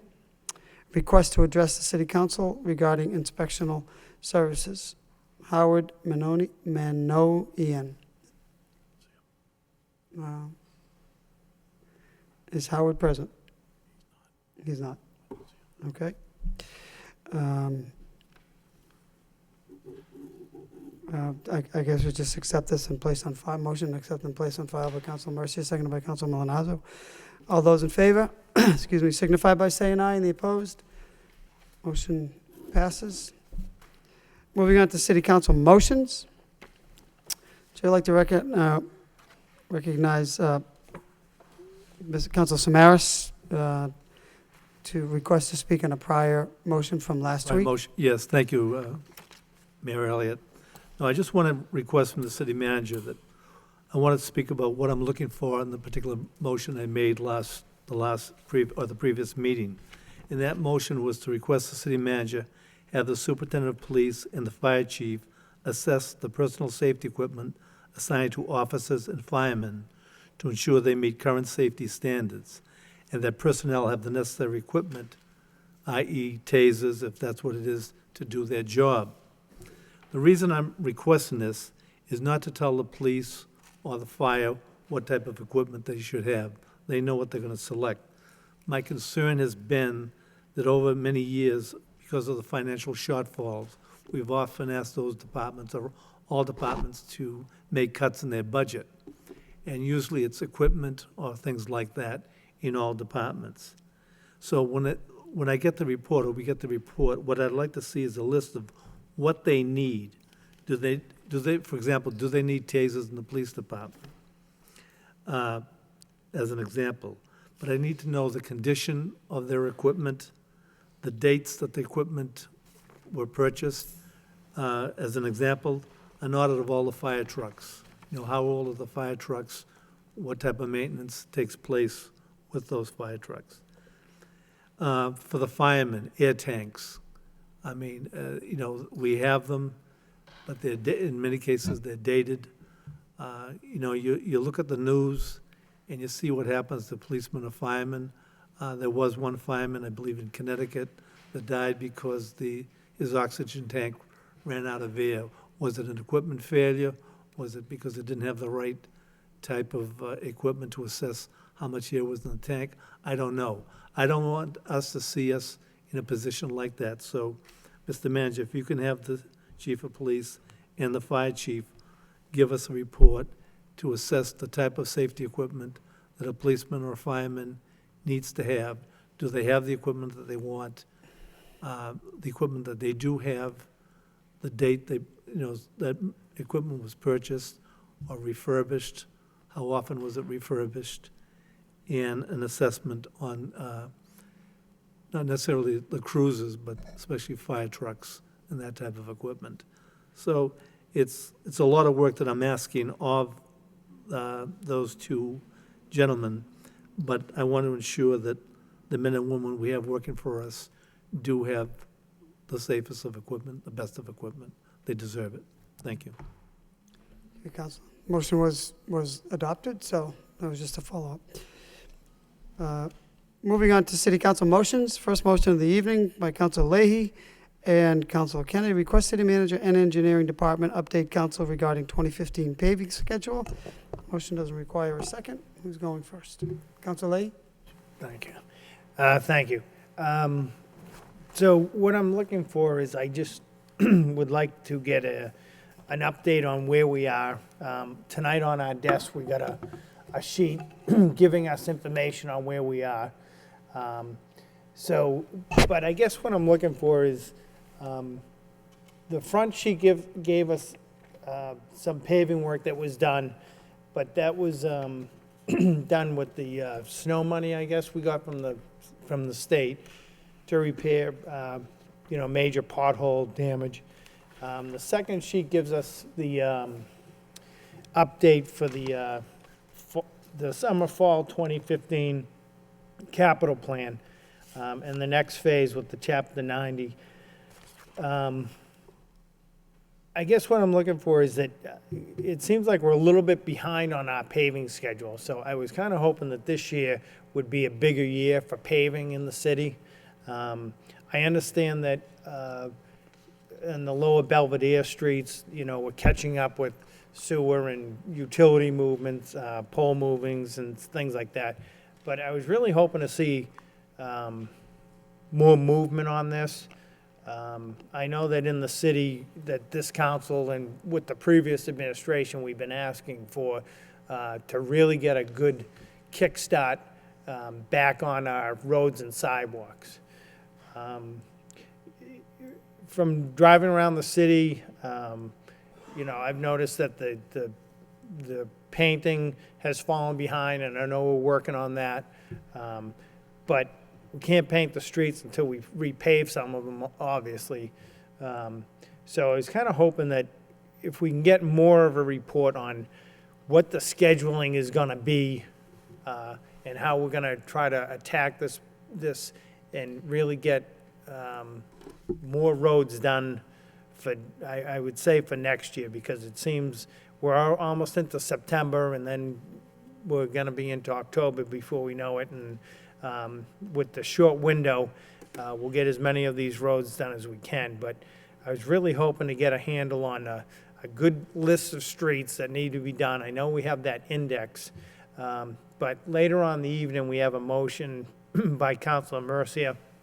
We received a petition from people on C Street, and so I don't know. The residents over on C Street, I guess they kind of feel like they were left behind. I think we paved A and B and D and a few streets around there. And for whatever reason, we didn't get to C Street. Maybe it wasn't that bad, maybe it was, but I'm not sure what happened with that. So I'd like to find out if we can really come up with a list working together to find out what streets we can attack and what the methodology might be.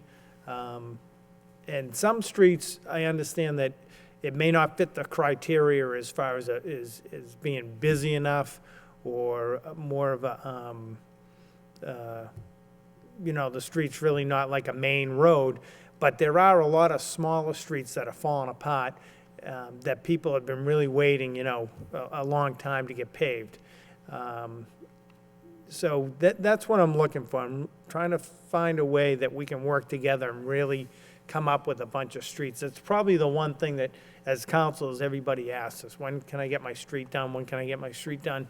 And we all say, we'll put it on the list. But if we could really come up with a good system, a better system than what we have right now.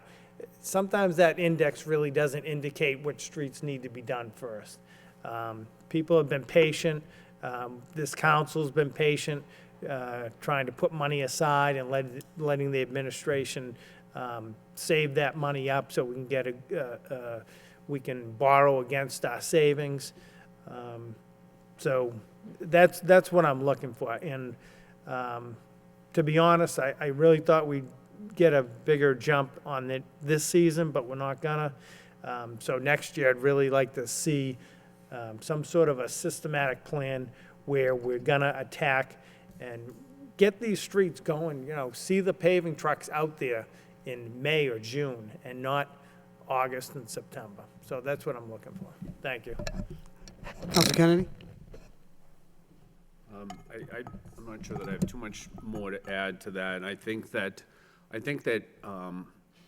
over the long term, what might be helpful would be if there was a plan or a master list that would have all the streets that are scheduled to be repaved, say, for the next 5 or 6 years, so that everybody on this council and the general public would be able to understand where they're going to come up on the list.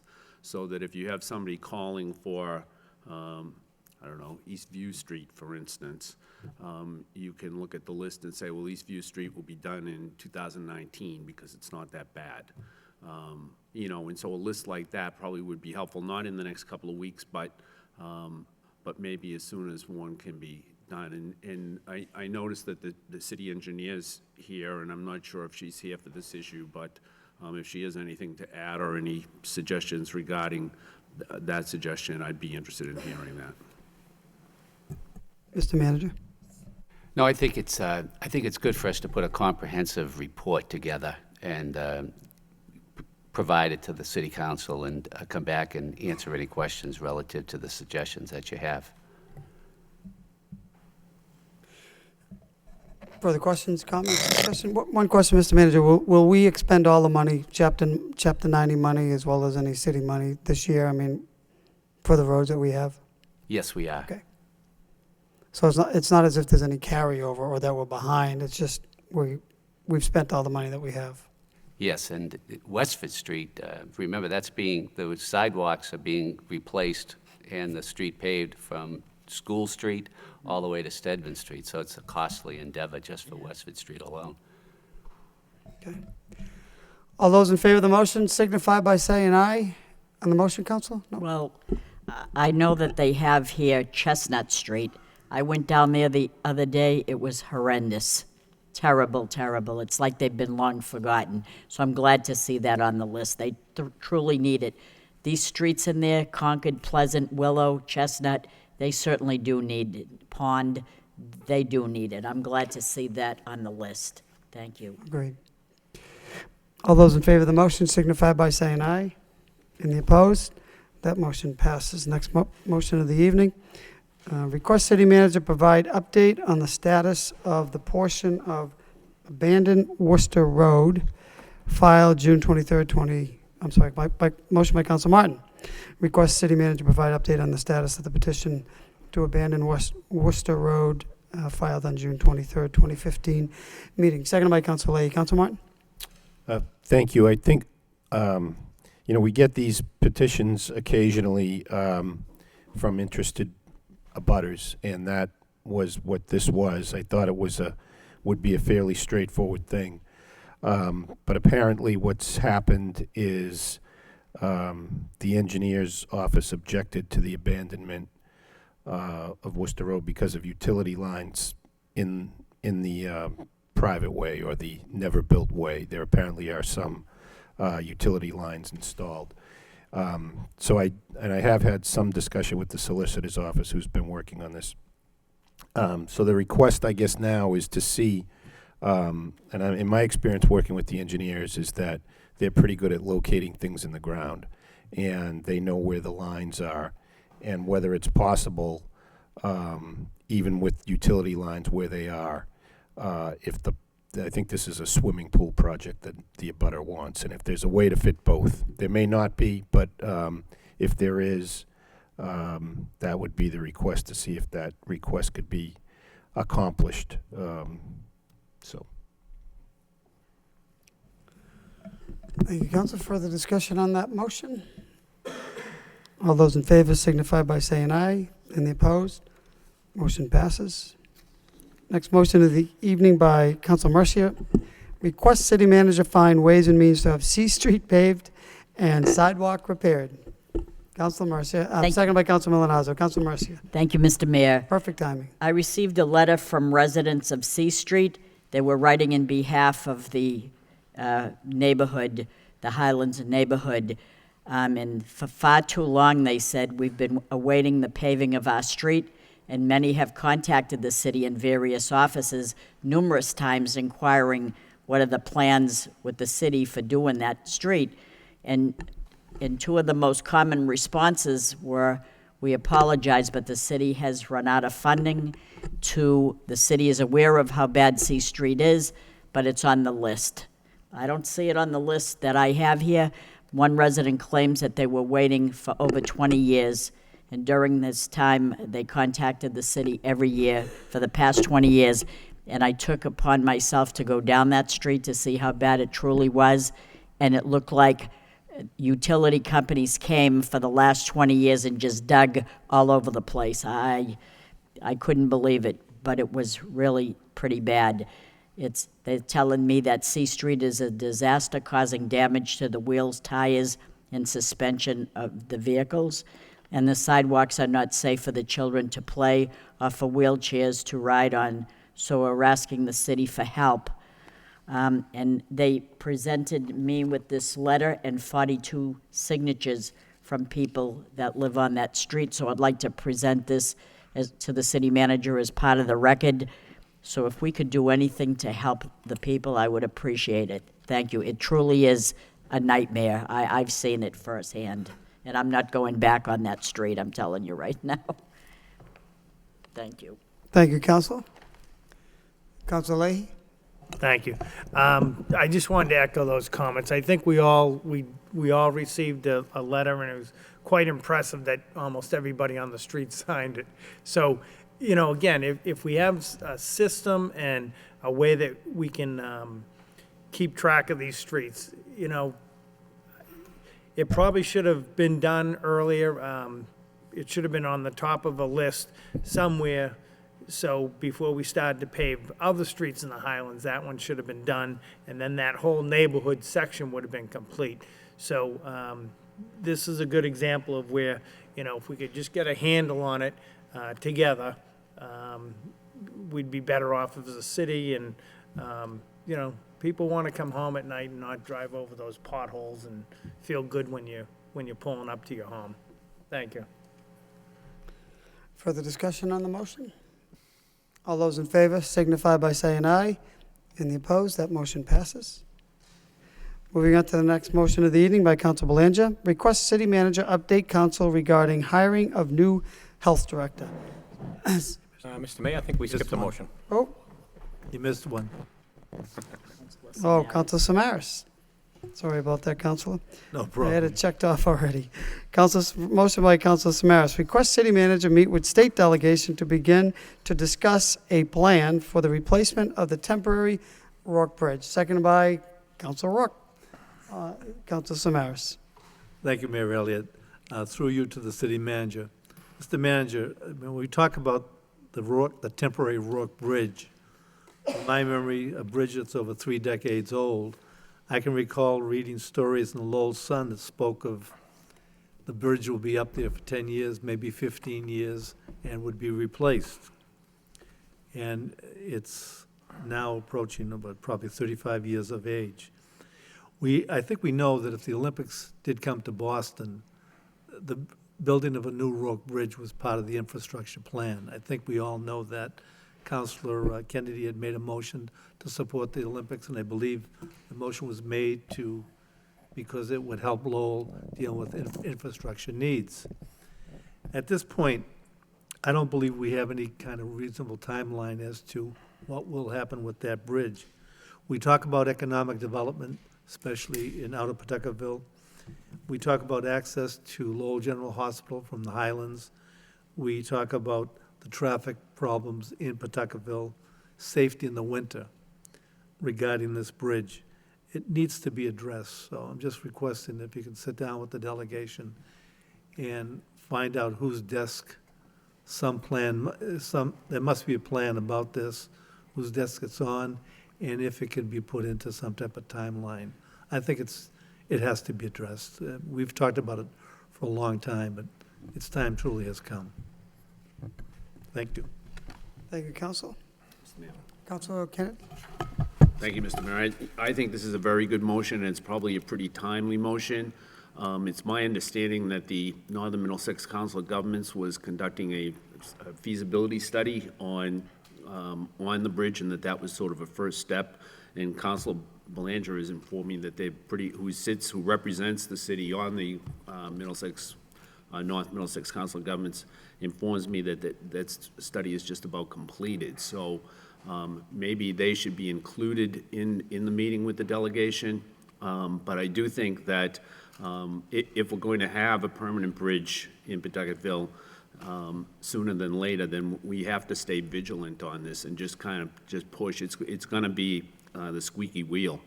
And that's kind of what we have to do if we're going to do this. So I think it's a real good motion. I think that the Northern Middlesex Council of Governments should be included. And I'd be interested in attending a meeting like that myself. Excuse me. Thank you, Councilor. Councilor Rourke. Thank you, Mr. Mayor. Actually, Mr. Mayor, I think it was your idea last year to take a look at the bridge, especially the winter season coming up. And going over it daily, it does look like it's taken a beating again over the past 12 months. Maybe we could take a look at it again and see if any necessary improvements can be made before the snow comes again. Because obviously with the weather we had last year, it looks like some of the panels actually are back to being flat and slick again. So maybe we can take a look at it before the weather gets bad. Yeah, I know the engineer did just step out, but I think that's important, Mr. Manager, rather than waiting till the last minute. It's not as bad, but it does need again, it needs some work.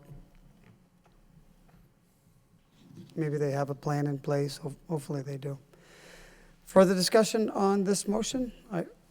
That was a good idea, Councilor Rourke. All those in favor signify by saying aye. Any opposed? That motion passes. Now we'll get to Council Belanger's motion. Council Belanger requests city manager update council regarding hiring of new health director. Seconded by Council Kennedy. Council Belanger. Thank you, Mr. Mayor. Through you to the manager. Mr. Manager, I know this is a lengthy process. It's a very, very important position, and I know you're doing due diligence and vetting to get this right. But nonetheless, just an update if we could, see where we're at. And if I may add that the new director have a opiate abuse somewhat of a background on that department as well. I think would be helpful to the city as well. So just an update to where we stand there in the process, if we could. Mr. Manager. I could give you a very brief one right now, but what we did is we we advertised and we received resumes for the position. We consider this to be a highly critical position, and we want to make sure we get the proper candidate. So what I've done is not only do we have representatives of the city on an interview panel, but we also reached out to Kerry Dentremont from the Greater Lowell Health Alliance and Deirdre Murphy, who is an associate director of the College of Health and Sciences at UMass Lowell, to review the applications and also sit on an interview panel so that we get people who are familiar in the field with these issues, and we'll make the proper recommendation. And so, you know, we have a very good interim director, has already started the process of what we had in mind about the health department reaching out to the other departments. So we're working very diligently to make sure we get the proper person in the position. Excellent. Thank you, Mr. Manager. Further discussion, Councilor Milonazo? Just quickly, Mr. Mayor, I probably don't need to do this, but I just want to state that I have an immediate family member that works at the health department, just to get it publicly disclosed. If we're, again, discussing the position, again, just want to get it out there. Thank you, Councilor. Further discussion on this motion? All those in favor signify by saying aye. Any opposed? Motion passes. Next motion by the evening, this evening, again by Council Belanger, request City Manager explore the possibility of including a hotel as part of the Hamilton Canal District RFQ. Second by Council Kennedy. Council Belanger? Thank you, Mr. Mayor. Now, we all know this. There was some lengthy discussions the last couple of meetings regarding the RFQ on the Hamilton Canal and the importance of it, but one thing that might have slipped through the cracks, if you will, is the, you know, we all know the city needs a hotel. We just got a report tonight on tourism, and if you were to ask Deb Belanger of the Convention and Visitors Bureau, she will tell you all too often that we lose events for having no hotel. And, you know, I understand that locations are difficult, have been difficult to find throughout the city. Studies come back that aren't very favorable, and I understand that. But, you know, times are improving, number one, and this is the parcel to do it, to at least explore it, and let somebody else perform their own studies and see what happens and see what they come up with. I think it's worth a gamble, if you will. We need it. It's something that it's been long overdue, and I ask for my colleagues to support this, and I think they all realize the importance of a hotel within the city limits as well. So thank you very much, Mr. Mayor. Thank you, Councilor. Further discussion, comments on this motion? All those in favor signify by saying aye. Any opposed? Motion passes. Last motion of the evening by Council Belanger, request City Council refer to Substance Abuse Subcommittee the recent opiate overdose informational report published by the Lowell Sun, indicating Lowell ranking 6th in the state for opiate-related deaths. Second by Council Samaras. Council Belanger. Thank you, Mr. Mayor. I think we're all familiar with the write-up the Lowell Sun had just a few weeks ago, indicating that Lowell was 6th in the Commonwealth regarding fatal overdoses. Very staggering figure. It seems to be worsening. And by the way, we're just a handful away from being 3 or 4 as well. So it's beyond crisis levels. It's something that we've all been talking about a long time. So what I'd like to do tonight is to get a motion, through you, I'll make the motion, Mr. Mayor, to refer this to the Substance Abuse Subcommittee for discussion, so we can bring in the right players here and see, we've got to stay on top of this issue. There's no two ways about it. So we can't have an article like that in the paper and not do nothing. So I ask for a second on the motion, and we'll refer this to the Substance Abuse Task Force, Mr. Mayor. Thank you. Motion made and seconded on this motion. Further discussion. All those in favor of the motion? Motion was made, Council, and seconded on the motion to refer this over. All those in favor of that motion signify by saying aye. And the opposed, that motion carries. That concludes the business before the City Council this evening. Entertain a motion to adjourn by Council Kennedy, seconded by Council Leahy. All those in favor of that motion signify by saying aye. And the opposed, that motion carries. This meeting stands adjourned.